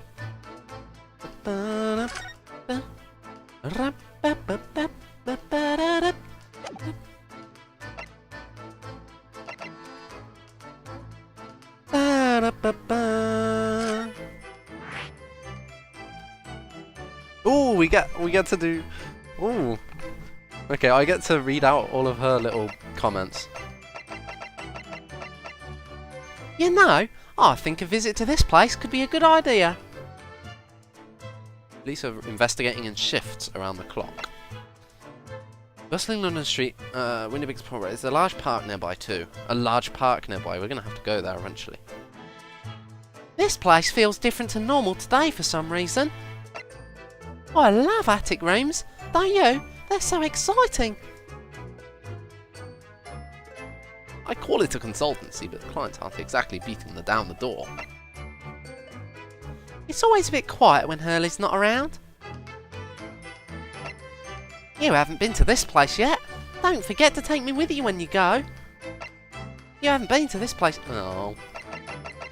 Ba-da-ba-ba.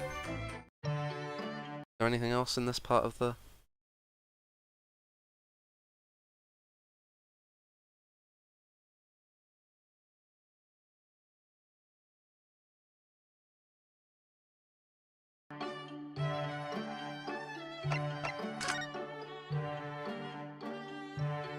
Oh, everything. I can do everything. Oh, you know I'm going to inspect every little item in here. Look at Mr. Sholmes' desk. It's completely clear. Looks totally different without that enormous machine on it. Hurley lives in an absolute mess all the time. He never notices when things go missing. Even Mr. Sholmes must have noticed that huge lump of metal is no longer there, surely.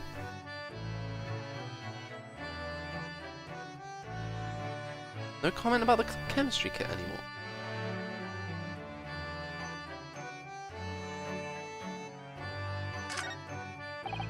Now this really is Mr. Sholmes' faithful performing partner then.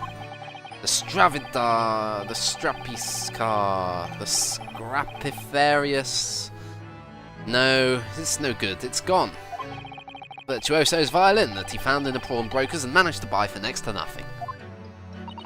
I hope Hurley gets well soon. Miss hearing his violin playing already. Oh, Iris, I'm sure he will.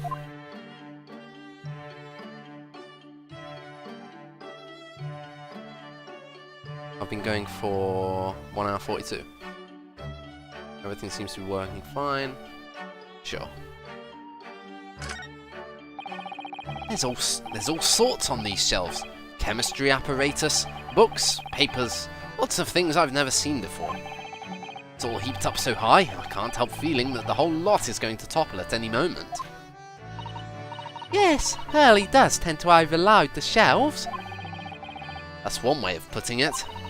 He wanted to look something up in one of those books the other day, you know. But it was so tightly crammed in, he gave up and went out to buy a brand new copy instead. Blast! Ah yes, the letters V and R are inscribed on the wall, in bullet holes. Isn't it the initials of the Queen or something? That's right, but Hurley isn't a very good shot, sadly.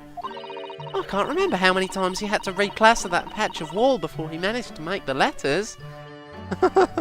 Oh my god. Is he a patriot or a plasterer?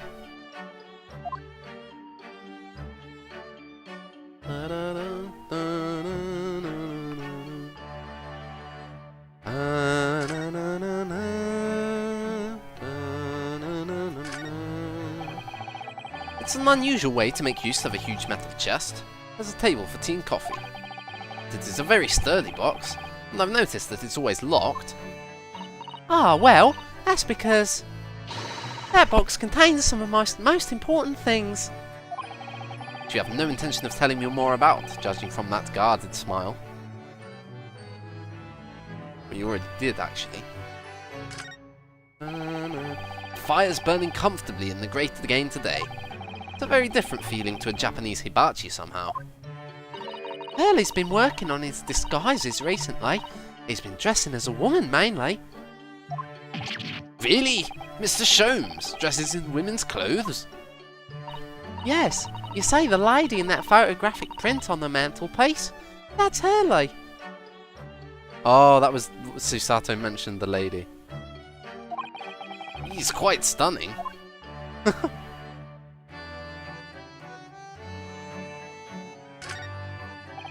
These are all mementos of Sholmes' past cases, I think. If he'd been involved in my case, I wonder if the beefsteak from La Carnival would be on display here. Hurley says that Waggy is a memento too. What? How? He tried really hard to get the little fellow to stay on those shelves at first.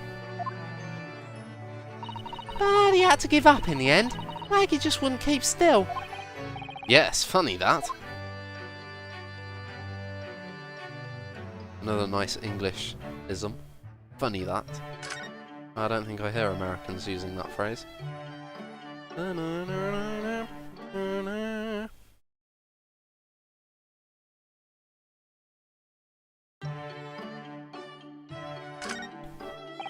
Your beautiful tea set is there on that table as usual. A cup of one of your special herbal blends always helps me to relax when I'm feeling the strain. Poor Hurley. He hasn't had a drop of tea today. I wish I could take some to the hospital for him. This is where you note down ideas, isn't it, Iris? Let's see. What does it say today? Ah, the Boscombe Valley Mystery. We visited Boscombe Valley recently for a picnic, you see, but I forgot to bring the tea. So when Hurley became thirsty, he decided to drink from Boscombe Pool. He gave himself an awful tummy ache. Oh dear. Hurley sat there miserable as can be in that field of flowers after that, just like when you saw him yesterday. That really is an unsavoury tale.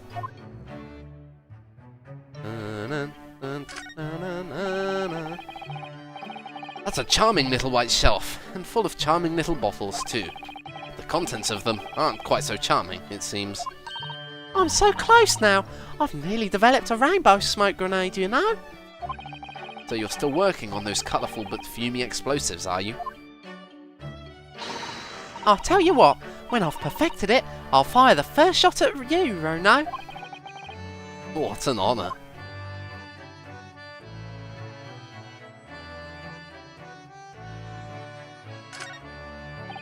Come to think of it, I haven't seen you doing much writing recently, Iris. But there's paper already set up in the typewriter, I notice, as if you're about to start. I'm a little bit stuck for a new story idea, actually.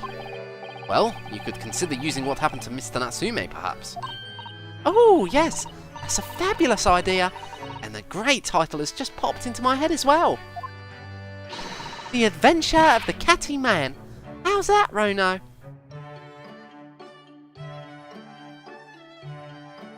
I wonder if in the Japanese version this was the title of his first book.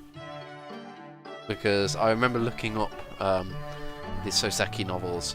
He has a novel called Kokoro, which is why the chapter was called The Adventure of the Clouded Kokoro.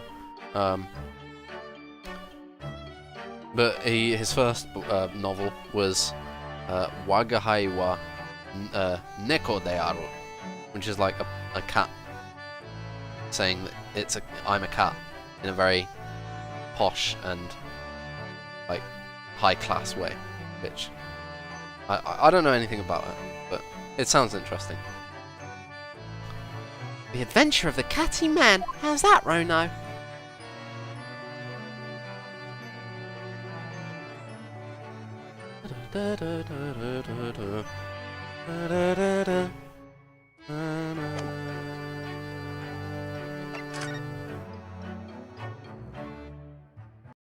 Wait, did that unlock the achievement?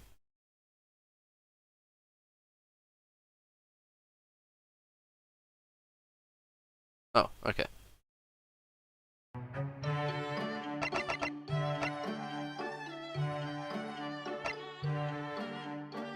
I've already done everything.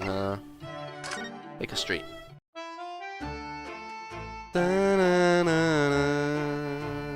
They reused the model from the previous case where... Pitch perfect. Hell yes. Yeah, they reused this model from the street corner last time. There's still a Scotland Yard carriage outside Windybanks. I never imagined we'd be investigating a case so close to home. Poor Iris, she's very upset by all this. I'm sorry. I was there. I should have done more. None of this is your fault, Bruno. So please, don't apologise. But I... It's the criminals who are to blame for all this, so let's investigate and work out how to catch them. Yes, you're right. Still a... Oh.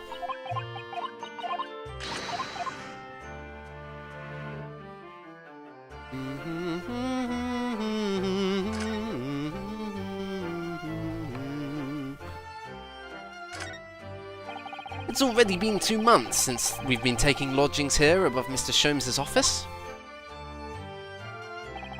I still can't quite believe it. I never expected things would turn out like this. When Hurley comes back home, let's have a big party.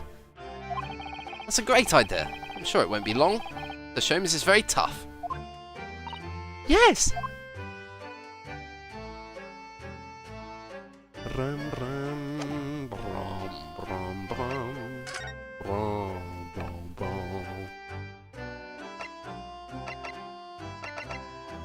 Now, which order to visit things in? Let's go crime scene first.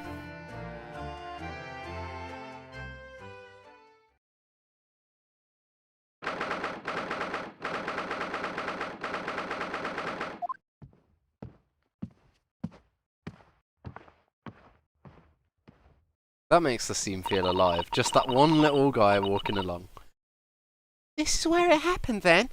Last night? That's right. 2 thugs I told you about were obviously ransacking the place, looking for valuables.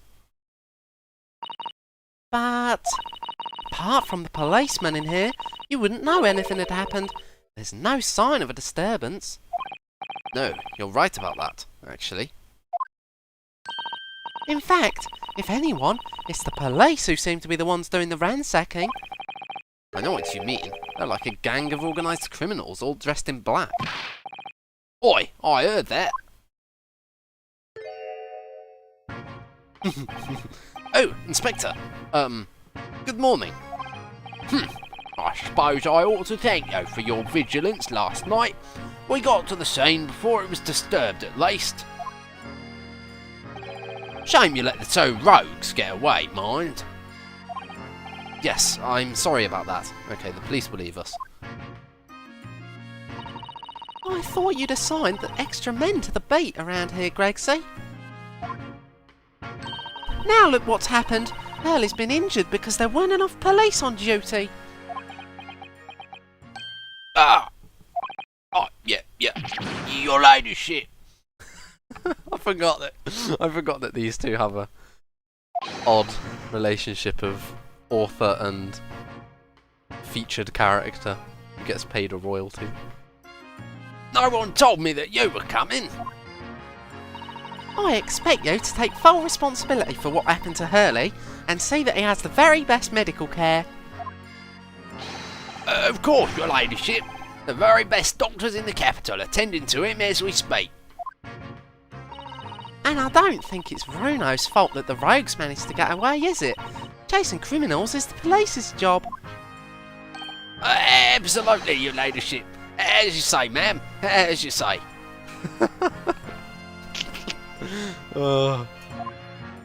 This is great. The gent in black is totally blameless. Everyone's in agreement about that. Would you believe it? He's like a completely different person with Iris. Talk about a personality change. Oh, where are me manners? Are you thirsty, your ladyship?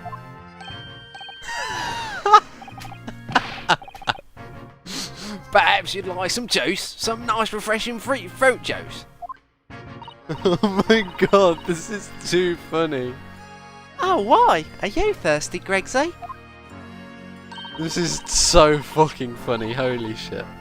I have some of my special herbal tea with me, if you'd like some. Oh my god. They've literally made like 5 different sprites just for this new side of him. Oh my god. Ah, lovely. Tell very much. That really hit the spot, your ladyship. I don't even recognise him like this. Oh my god. Holy shit.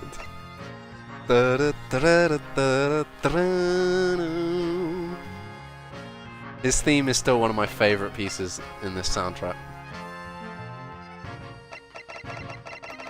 Oh my god. Inspector Gregson, could you give me your opinion about this, do you think? We don't tend to share, Sunshine. Not with the general public. Ugh. In that case, Gregsy, how about some herbal tea?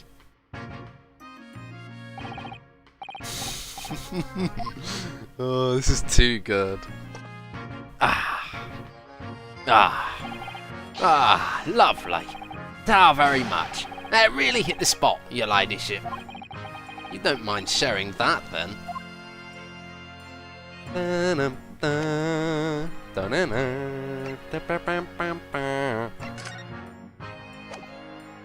So good. So good. This game.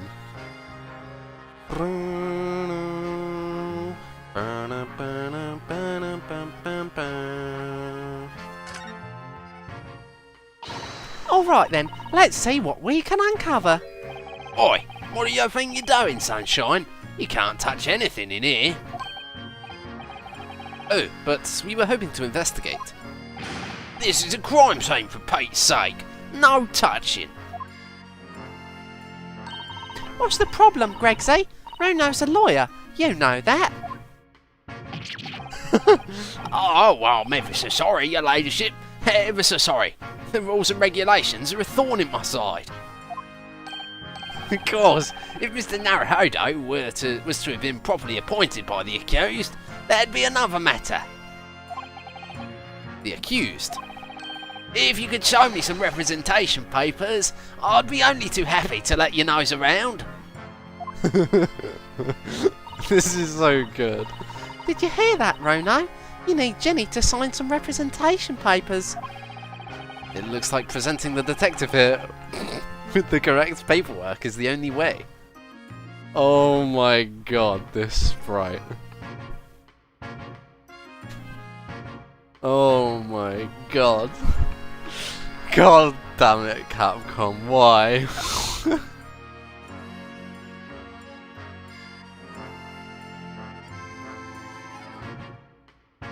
Ba-da-da-da-da. Da-da-da-da-da. Da-da-da-da-da. This officer has been staring intently at the wall before we came in here. Shh, keep it down. Oh, sorry. There's a major clue just here. Really? Oh, really? Then we must tell Gregsy at once. But as soon as I report it, that'll be it. I'll be stuck here even longer. Stuck here? What do you mean?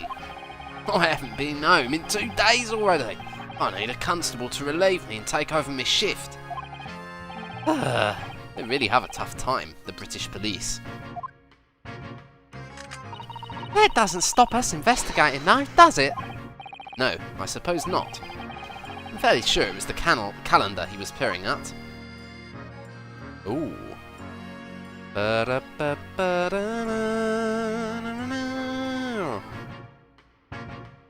So what Ace Attorney trope are they going to pull out in this case? Locked room mystery. Are they going to be the crime scene moves from with this side of the bridge to the other sort of thing? Or are they going to do the body moved? Or anything like this, really? Well, they all have different dialogue. Police are scouring every inch of this place, by the look of it. Instructions from the yard. I need another English voice. Oi! Instructions from the yard are to examine every article in the shop and every ledger and book of accounts. Every article? But that's a ridiculous amount of work, surely. We've been hard at it ever since the shop was declared a crime scene in the early hours. We're sifting through it all in shifts at least, but still, we'll be working through the night, that's for sure. And even then we'll barely have scratched the surface. A crime in the pawnbrokers. It must be every policeman's worst nightmare. It's every copper's worst nightmare, you know. A crime in a pawnbroker's.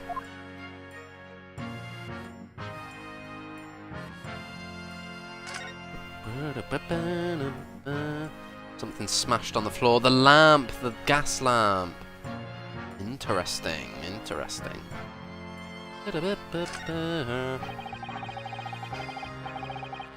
Police are scouring every inch of this place by the look of it. Oh, I can't skip it because it's the other one, but it still had a tick. This guy, he come from the north, so. Oh, instructions from the yard to examine every article in this shop and every ledger. No, I can't do a northern voice even anymore.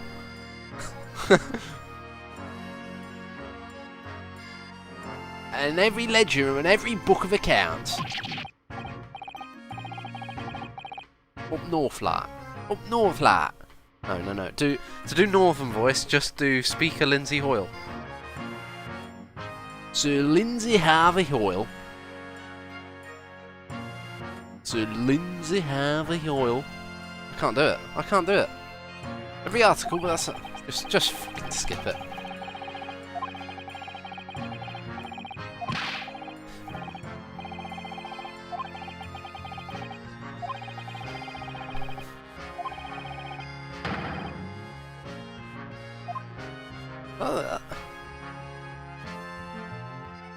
Lots of the sound effects too. Da-na-na-na-na.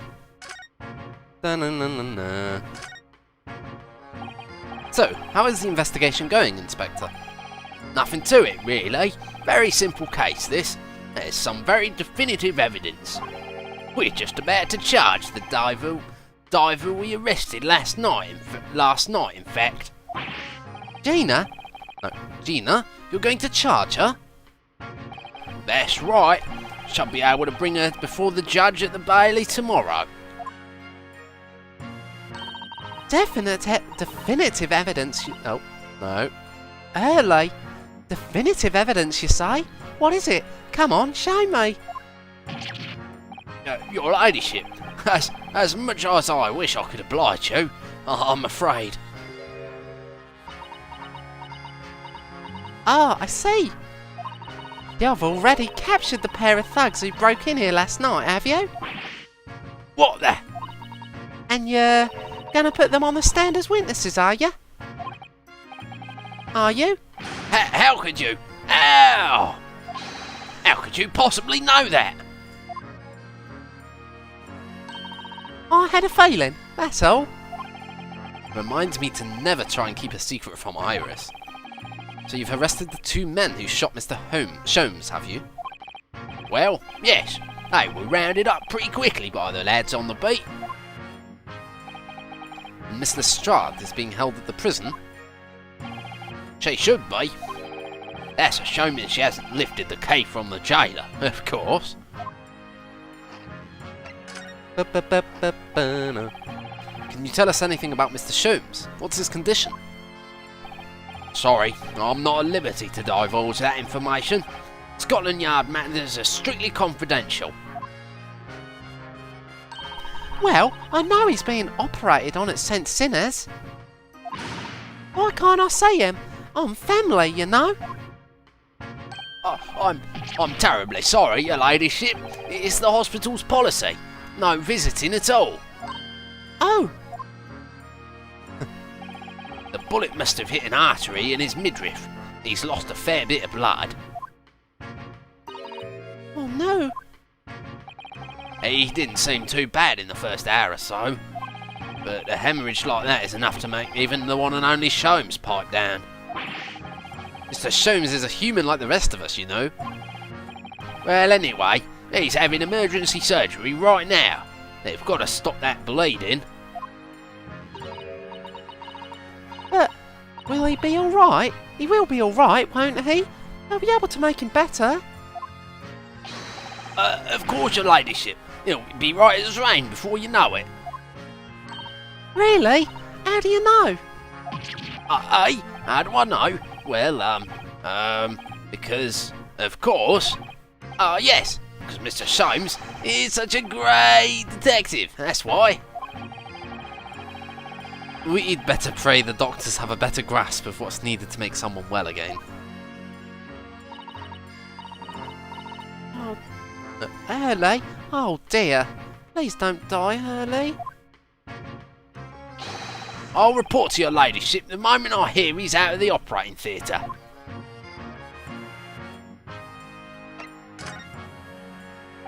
I couldn't help noticing, Inspector. What? Out with it, sunshine. Well, there seems to be a marked difference between the way you talk to me and Iris. What's the source, sonny? I'm a copper, and we don't go in for favouritism. But he's right. You do treat us differently. It's because of those Adventures of Sherlock Holmes stories. That's why. Oh, I crop up in them, don't I? Inspector Tobias Gregson. Oh, well, yes. It's because you're an acquaintance of Hurley's.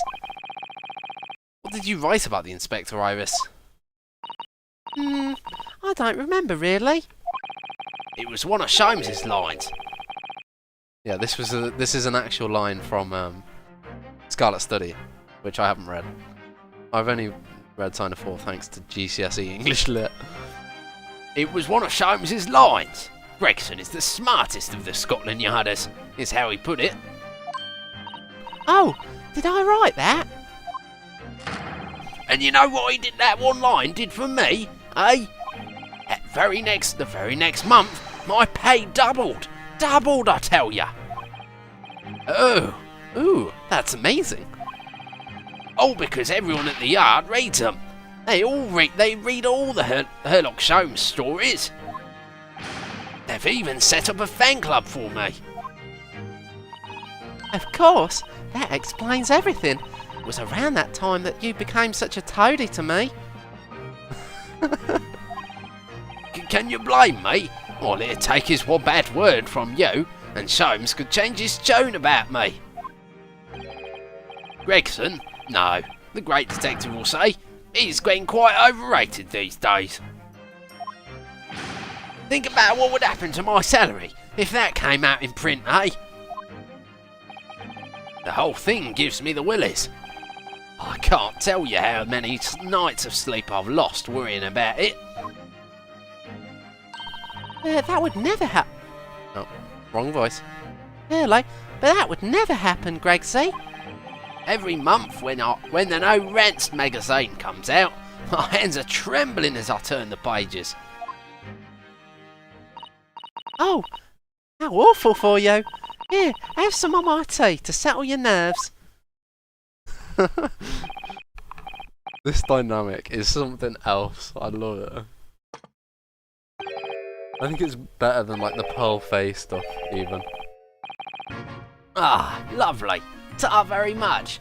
That really hit the spot, your ladyship. Teetotal. Total. Teetotal.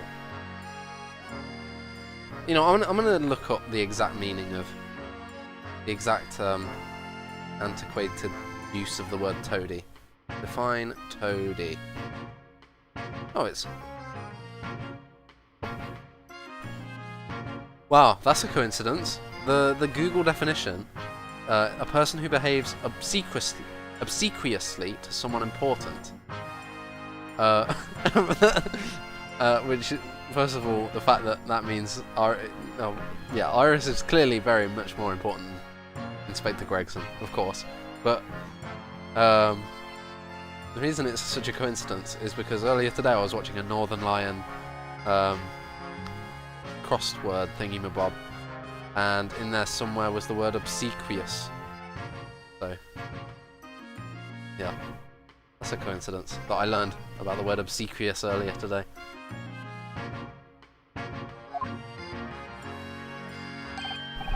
Oh, yeah. There's something I was supposed to talk to you about, actually, Mr. Naruhodo. Yes, what is it? I've got an important message for you. I clean forgot about it until now. An important message? I wonder what it could be. Ba-ba-bum, bum, bum, bum, bum, bum. Are you going to tell me what this important message is then, Inspector? Yeah, it's about that young lady who was abnormally by your side. Your assistant. Dear Susie, is she alright? She's at the station, isn't she? Being questioned, I believe. No, not anymore. She had to head off. Head off? Where? To Lord Strongheart's office, of course. He summoned her. Yeah, right. Makes sense. Ah, yes, of course. I'd forgotten about that. One of the whipstocks took her there in a yard carriage, and after we'd finished questioning her.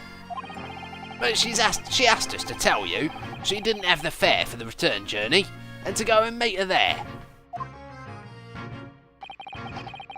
She's got a nerve, using Scotland Yard as a blooming messaging service. Oh man. Also, I love watching him make the fish appear. It's so good.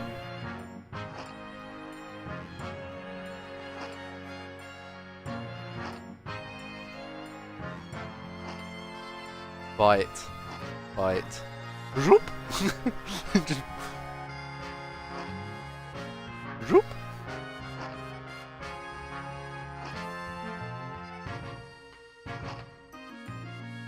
I love it. I see. Well, thank you for passing that on, Inspector. Why did Susie have to go to see the Lord Chief Justice? She didn't tell me.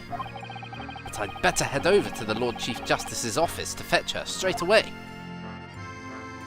Ba-ba- ba-ba-ba-ba-ba-ba. Wow. Thank you, Shutakumi, for making sure that this investigation we got loads of freedom to just do it in any order we like. Thank you. Because I love doing it in a weird order. There's the Lord Chief Justice's office. Let's go to prison. Poor Ginny. We have to help her. Oh no, another scene with both of these people. Local prison, cell 13.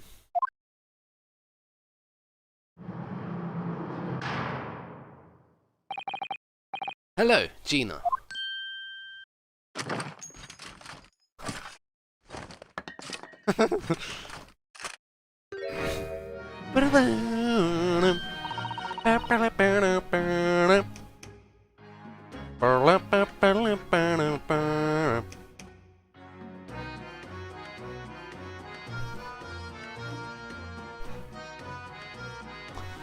Oh, you still have the grenade launcher Hurley and I made. I wish she wouldn't point it at me all the time, though. What are you here for? Ginny? I have a feeling it's because of us that you've ended up in trouble. So we were thinking that we might be able to help you. Well, you can't. Sorry? You heard? Get lost. Don't be like that, Ginny. I know you didn't do it. You'd never shoot someone. I just know you wouldn't. So you think you know me? Pull the other one. Oh. You ain't got the first idea about the likes of me. I'm a thief. I pinch people's purses when they're walking down the street. That's how I get by. And if I saw me chance, I'd sneak into a pawn shop any day of the week. Just to see what I could lay me hands on. Get it? That's just the kind of person I am. But Ginny, I'll be in court tomorrow, they said. Some cove came by before and said he'd be a lawyer for me or the like. Said it was my right or something. But I told him to get stuffed. I don't need no lawyer. I don't need no one. She couldn't be staring at me any more obviously if she tried. Why are you... Oh. Why are you being like this, Ginny? Ginny? Why are you being like this, Ginny?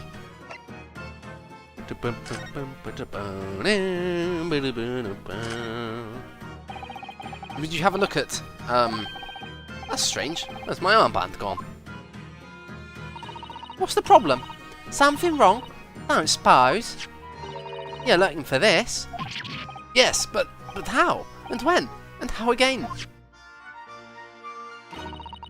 I got a talent for it, haven't I? Diving. That's bordering on black magic. And it makes what I was about to say about my armband seem a little dull. So, what do you want me to tell about? What do you want to tell me about it then? I'll just shut up. How about that?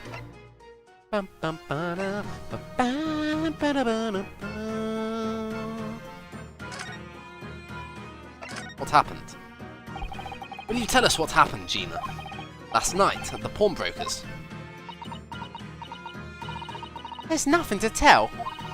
I figured it'd pay me, so I broke into the place and started going through the storeroom. But the old bloke walked in on me and you know the rest. But why, Ginny? Why would you do that? But why, Ginny? Ain't it obvious? The place is full of stuff I could sell for a shilling or two.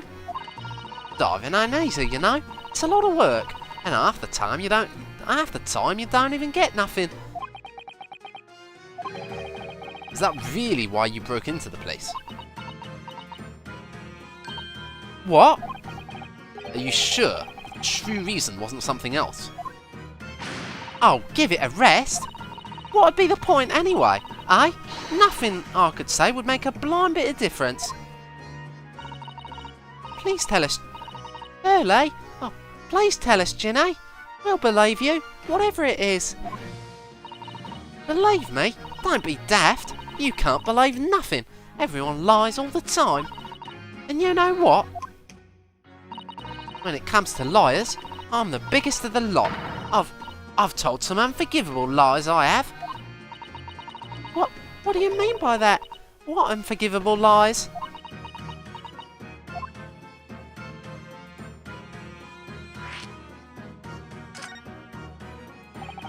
What did you mean before, Gina, when you said you were the biggest liar of the lot? Why don't you tell us what these unforgivable lies you've told are? Maybe we can help. Sorry.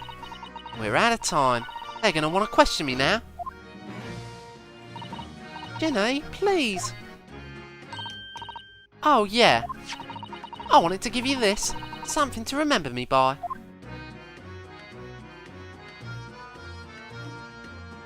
A photographic print of a really adorable cat. I found it in one of the pockets of this coat. Ain't no point in me having it. I wonder what a little photograph like that was doing in a pocket of that overcoat. Anyway, don't bother coming again. Bye. Oh, Ginny. So that was the second item in the coat.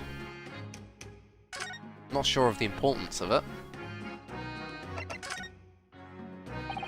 I don't understand, Gina. Why did you send the public defender away? He wanted me to sign some papers. Representation papers or something like that. It's all going to be rigged anyway. The whole trial. They'll pin it on me because I'm a kid. That's what grown-ups always do. Why do you think... Oh, why do you think that? Because that's how it's always been for me. Growing up in the back slums. My whole life. If you do what the grown-ups tell you, it'll make your mates dragged off. It'll get your mates dragged off by the coppers, or worse. I've had it happen to me before and all. Been sold out and nearly snaffled on the back of it. You can't trust no one. That's the point. Soon as you do, you're gonna grass, dead. Gina, listen. If you like, in tomorrow's trial, I could... Forget it. Ginny, don't you trust Runo? Nah, I don't. Look, I'll ask you nicely now. Just leave me alone.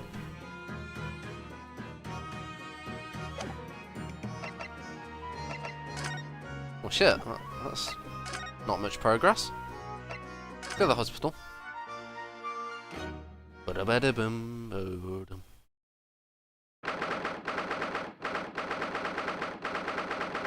St. Sinners Hospital, Ward 3. Hurley! Oh. He's not here. No, that's strange.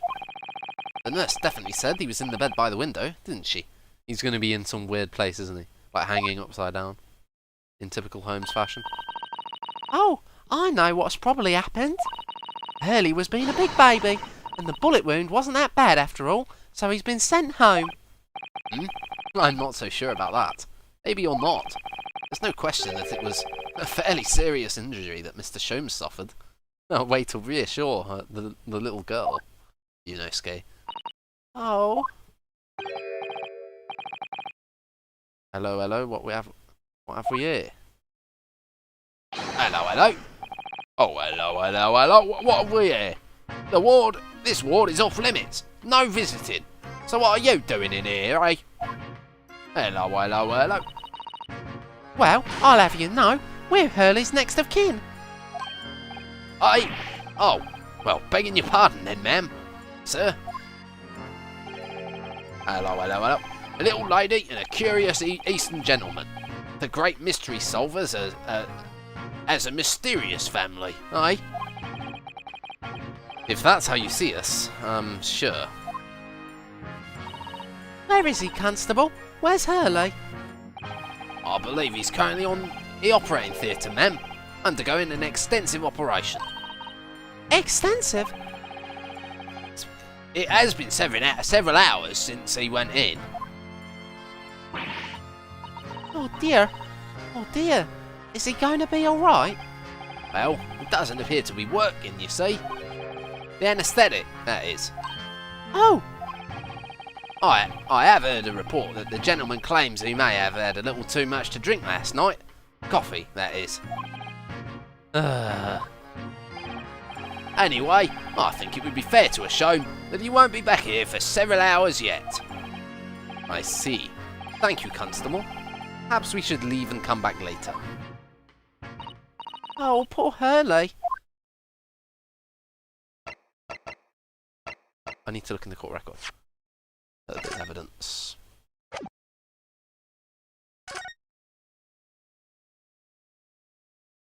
This is very important. This is an adorable little cat. It looks like a little Wagahai. It looks a little like Wagahai. Oh, yeah. That's why the cat is named Wagahai. Is because it was after his book, Wagahai wa Neko de Aru. I always thought that cats liked to curl up inside under the heated kotatsu blanket when it snowed. Maybe British cats are different. Boom, boom, boom. Look on the back of this print here. There's something written on it. We're going to have different dialogue when I check my band. 13th of February, 9 p.m. Article deposited, 1 small box. Loan amount paid, 10 shillings. Redemption deadline, 13th of April, 9 p.m.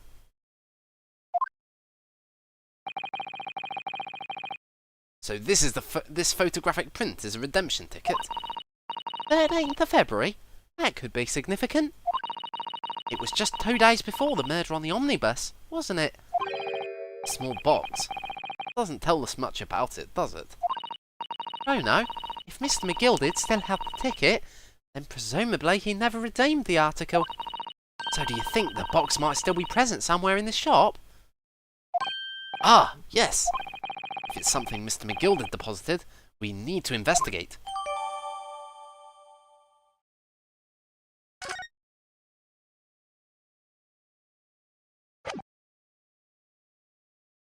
Is this going to be one of those things where the front of the photo is actually important as well? So is this the same dialogue? Mr. Windybank appears to have used the back of this photograph to write out a redemption ticket. He's written it very neatly, but still. Perhaps he ran out of paper, so he had to use anything he had to hand. It's hard to know what the front's... What's the front and what's the reverse side now?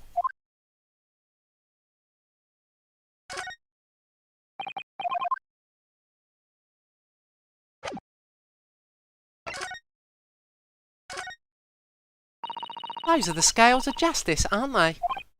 Yes, that's right. Mr. Sato says they symbolise equality and fairness of judgment. But if it's the symbol used by defence lawyers, shouldn't it at least be leaning a little to the not guilty side? My thoughts exactly. That's nice. Oh, I've seen letters like these before. They're called kanji, aren't they? That's not kanji, right? So this is how you write your name in Japanese? Actually, no. That's not my name at all. Oh no, you know that stealing is wrong, don't you? First of all, I inherited this from my best friend on his death. Second of all, if anyone has stolen it, it's you. You just grabbed it from me. Is everything alright? You've gone very quiet all of a sudden. Also, I think I was watching a Nico B Let's Play episode and somebody mentioned the fact that Ryunosuke literally just took off of his dead friend's body. Like, it's slightly weird that he's just like, my friend is dead. Let me just take his armband and his sword. Is everything alright? You've gone very quiet all of a sudden. It's a long story. Too long for now. We'll talk about it another time. Another time. Oh, shit. I didn't mean to inspect it again. Blung blung.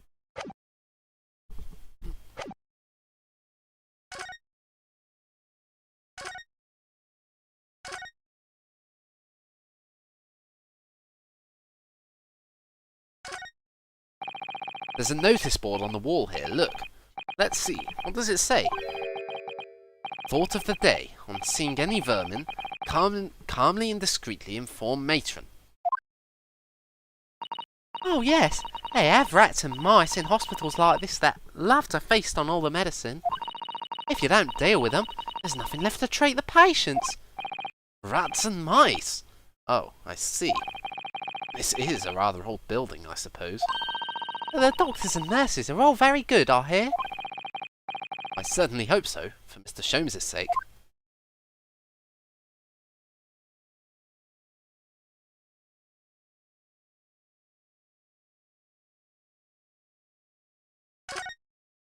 Maybe one day a certain Prime Minister will come along called Clement Attlee and come up with some better solution where there isn't old hospital buildings.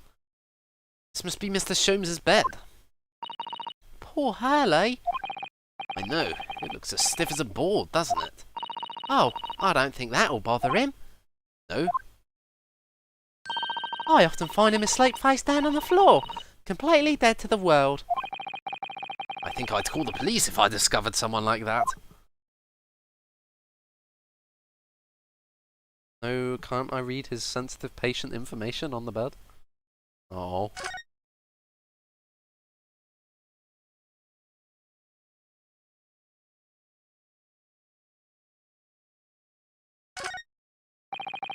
I wonder what these are. Do you have any idea, Iris? Oh, haven't you ever seen crutches before? Yeah, why don't we have crutches in Japan?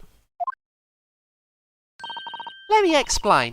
They're for people with leg injuries, so to help them walk. You hold one under each arm, you see. Ah, right. I thought they were weapons of some sort. Why would there be weapons in a hospital? I thought maybe a fighter had been injured in battle and in a battle contest and been brought here along with his weapons. That's surprisingly plausible.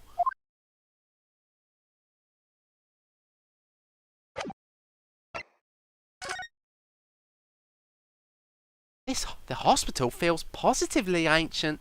I hope Hurley's in good hands. There's only one place left to go. Susie's waiting. We need to go and meet her.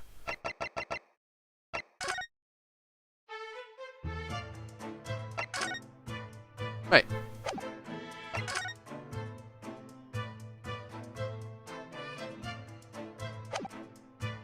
There's no, like, what to do line.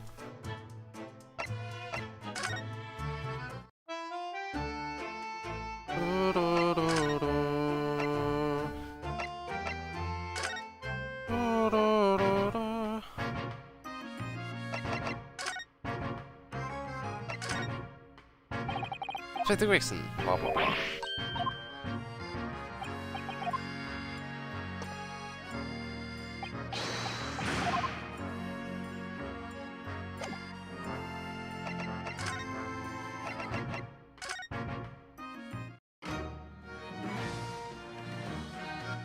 What happens if I present your own photo to you?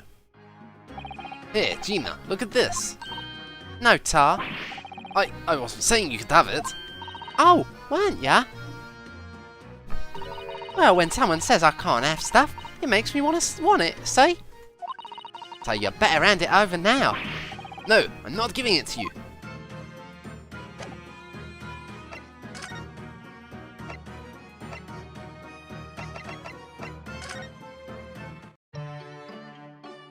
I can't even talk to Iris here. Alright.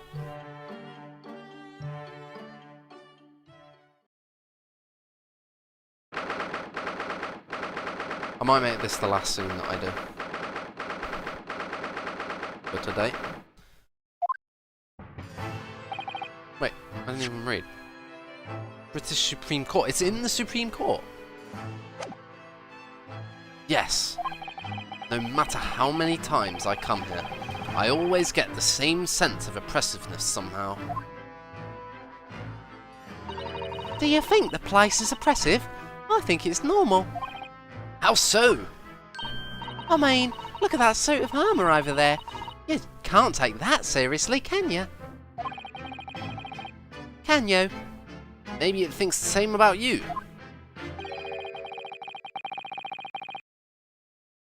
What was his voice again? Holy shit. So, everything is clear with regard to tomorrow's arrangements, I trust? Yes, thank you very much. There they are, Susato-san and Lord Strongheart. I wonder what they're talking about. They both look very serious. Very good.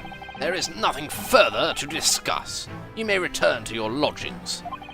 No doubt you have much to do in preparation for your return to your homeland. Wait, what did he just say? Your return to your homeland? Susato-san!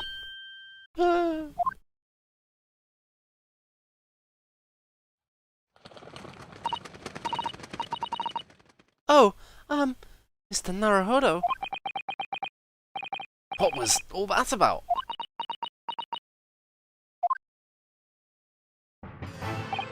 Ah, Mr. Naruhodo. Ah, Mr. Naruhodo. Thank you for coming to collect your colleague.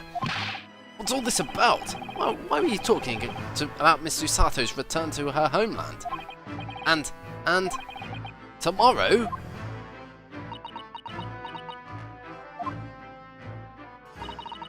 Tomorrow? What about Ginny's trial? You mean she's being formally charged now? Oh dear.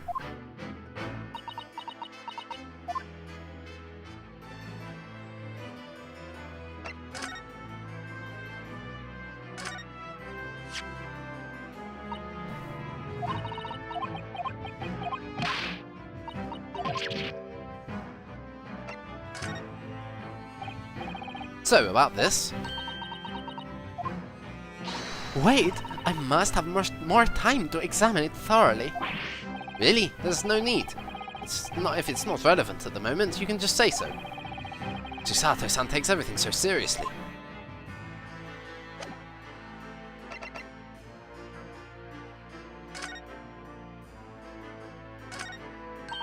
Oh my goodness! Just look at all these books! Yes, there are books about the judicial systems of all different Western nations. Even for someone like me, it would take at least 10 days to read all these. Just 10 days! Oh, I was only joking, Bruno. I thought it would be fun to play up my genius. Scarily believable with you, that's the trouble.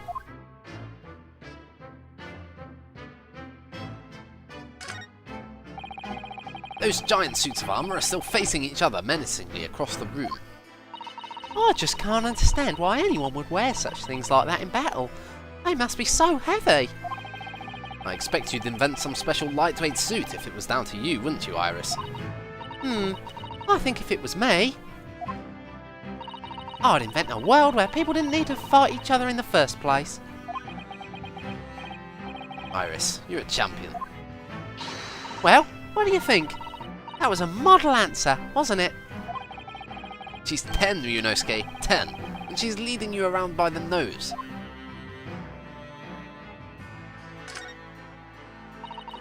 I love clocks and their mechanisms, don't you? The way that all the hundreds of pieces fit together and work as one to move the hands of a single timepiece. Yes, I can imagine clocks are just your cup of tea. When I was little, I used to dream of one day living inside a clock, you know? Then you must be very envious of the Lord Chief Justice having his office in a place like this, I suppose. No, not really. Oh, Well, I mean, that's a dream for when you're little. It'd be silly now. don't let Lord Strongheart hear you talking like that.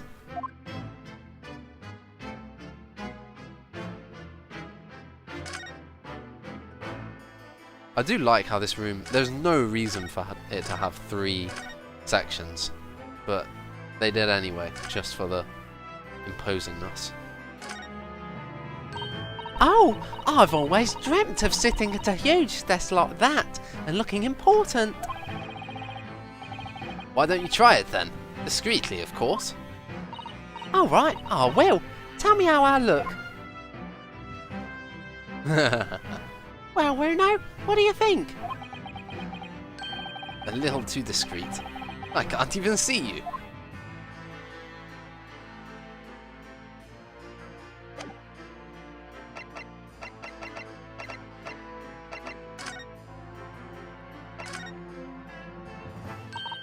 So Gina has been charged. She'll have to appear in court. Yes, she was formally charged a few hours ago, and the date of the trial has already been set for tomorrow. No, not even 24 hours later. Ah, Gina. Ah, the Lestrade girl and the murder of the Baker Street pawnbroker. Yes. An all too conspicuous case. The pickpocket was clearly disturbed mid-robbery and shot the man in a panic. No, the yard is overstretched as it is, without wasting time on these open and shut cases. It's not wasting time. Ginny would never do something like that. Mr. Naruhodo. Mr. Naruhodo. Oh, yes, Lord Strongheart.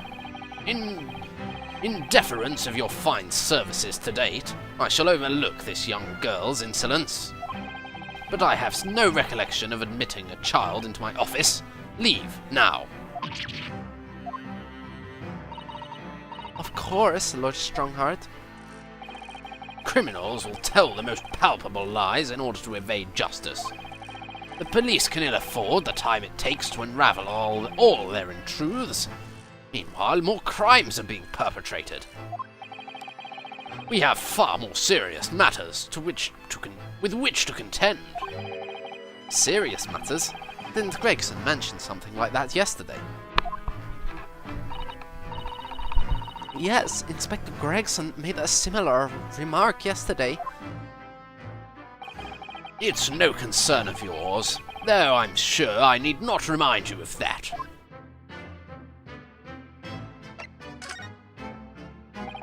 Miss Usato, what's all this about? Oh, please don't concern yourself, Mr. Naruhodo. It's only me going back to Japan. Your life here can continue just as it has. That's not what I asked. What happened? Why are you leaving? It's my father. He's fallen ill. Oh no! Professor Mikotoba.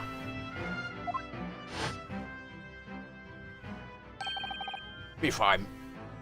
How the fuck did I do this dude's voice? Ah. If I may. Yes, sorry? You must be the defendant. Ryunosuke Naruhodo, I believe. Yes, that's right. My name is Yujin Mikotoba. I'm a professor of forensic medicine at Yumai University. We received an... No. We received an international telegram from the Empire of Japan informing us of the news. 10 days ago, Mother collapsed with a fever. The cause is apparently unknown. And it seems he grows weaker day by day.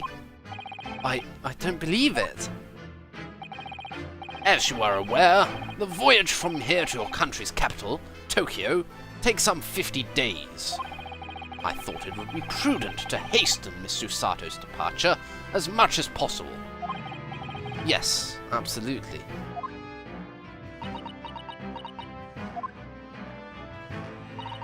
I will leave London first thing tomorrow morning. I can't believe this is happening.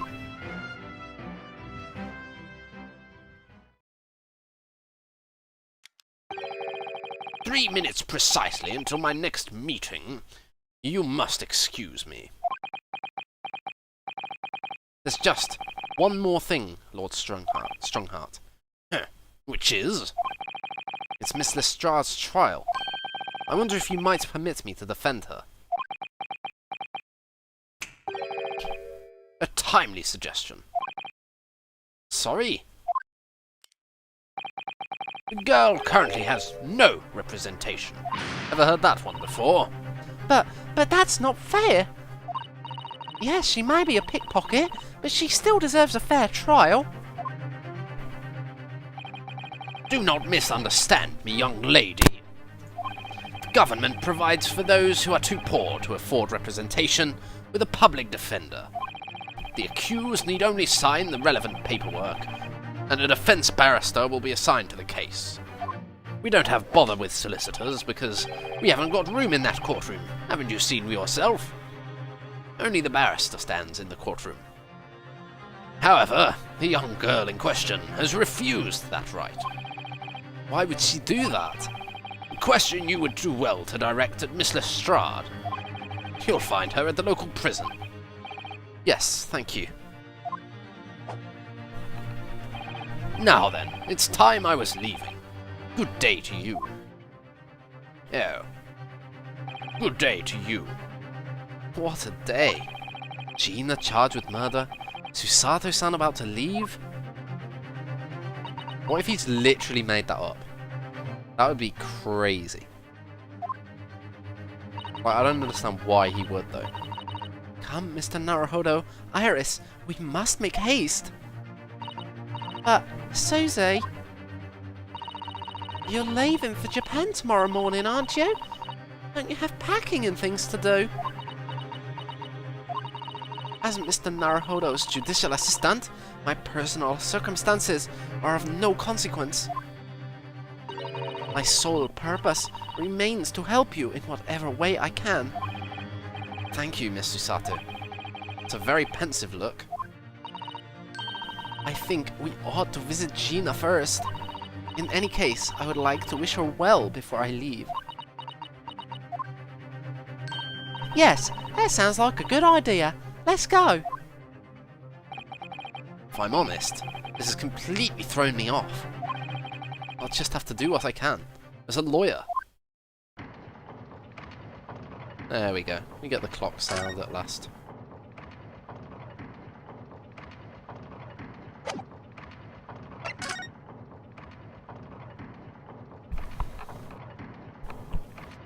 This place is so much fun. I'm just itching to dismantle that huge clock.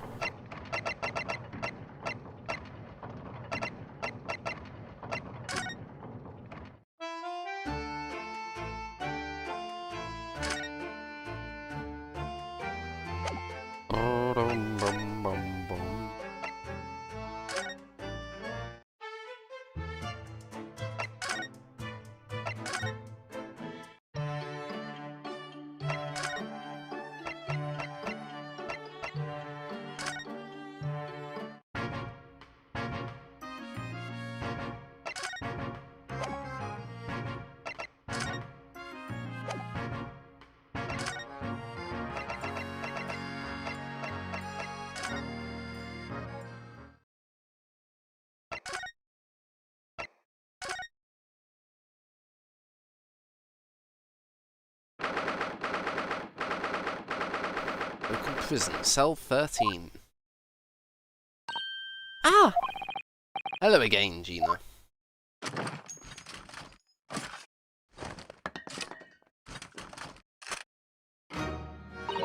What are you lot here for now? To have the muzzle of that great grenade launcher shoved in our faces yet again, obviously. I think I need to improve the way you load ammunition into that thing, don't I? Look! You can come as many times as you like, but I ain't got nothing more to say to you.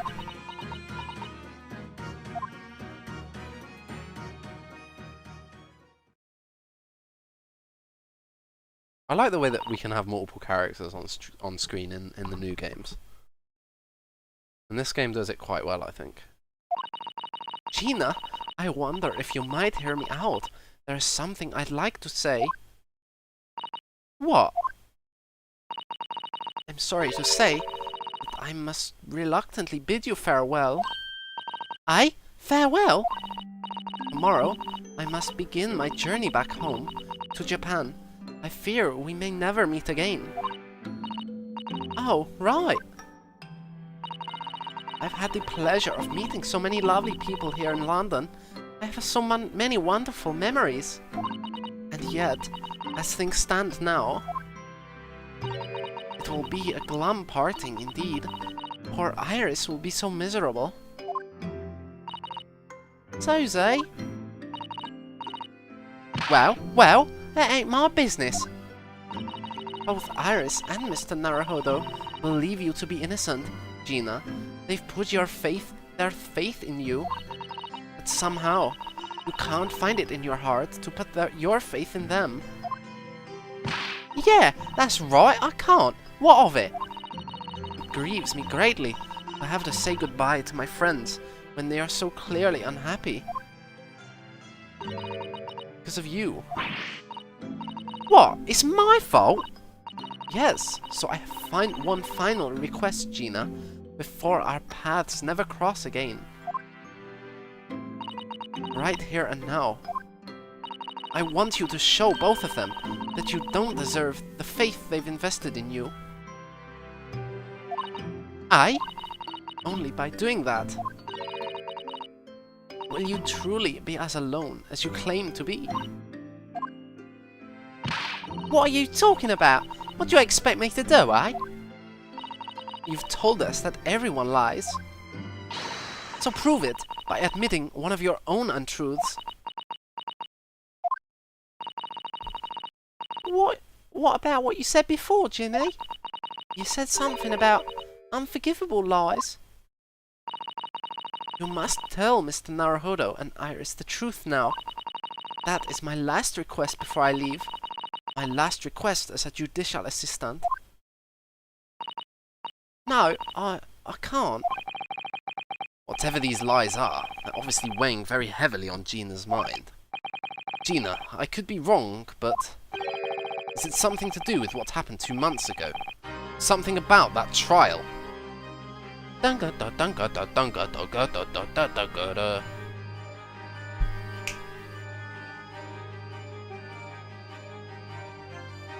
We're playing the Telling the Truth theme outside of court. That's unusual. I think we've only ever had that happen once or twice. The one in which Magnus McGilded was acquitted. Ah, The case of that mysterious murder that took place inside the omnibus. You were called as a witness by the prosecution. Is that what this is about? yeah, you're right. Because in that trial, I lied. I lied like you wouldn't believe. Will you tell us about it now?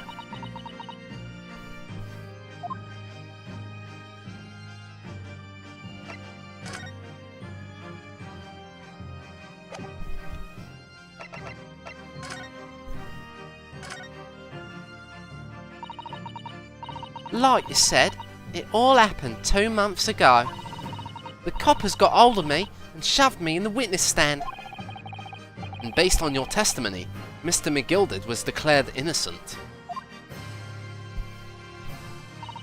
Yeah, well, the thing is, I lied about a whole bunch of stuff. Knew it. What sort of thing did you lie about? I was hiding under the seat that night. That was the truth. It was pitch black in that little cubbyhole. I couldn't see a thing. And then Thud. I heard that loud thud, like someone falling on the floor. And that's when Mr. McGilded discovered you. Yeah. He pulled me out from under the seat and sat me next to the dead man. So he was already dead? There weren't much light to see by. When I looked at my hands, I had the cove's blood all over 'em. I was so scared, I couldn't even speak. You had his blood on your hands. In other words, it was Gina that the witnesses on the roof deck saw through the skylight. Then Mr. McGilded started asking you questions, I suppose. Who you were and why you were hiding under the seat. Yeah, he did. Only, that's not all. What do you mean? I mean, he threatened me. Threatened you how? He made me swear about what I'd seen and what I'd heard. And about what he was going to do after the cove was found dead. He made me swear I wouldn't tell no one about any of it. If I did that, he said he'd let me scarper before the coppers showed up.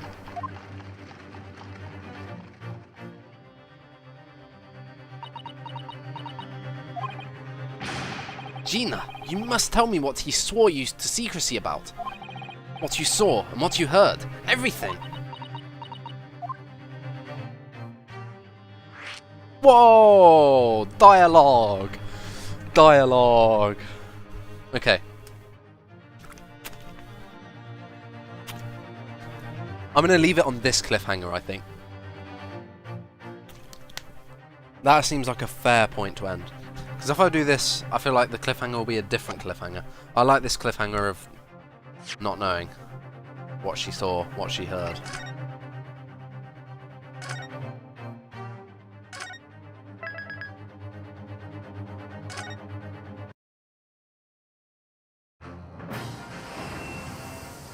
I do like that it uses the scene of the most recent save. That's really cool, actually. And it saves them designing a normal loading screen, I guess. I think it's actually better than a normal loading screen. Or menu screen. Because all the environments have a lot of atmosphere to them. Like, look at this torchlight and these chains holding up the bed. What are these chains for? They're not handcuffs, are they?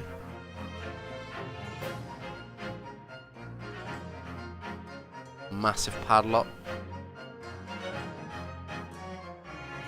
Well, there we go. After that very long stream. Well, it's not the longest stream. That's a fact. The longest stream was 2 streams ago, right? No, 3 streams ago.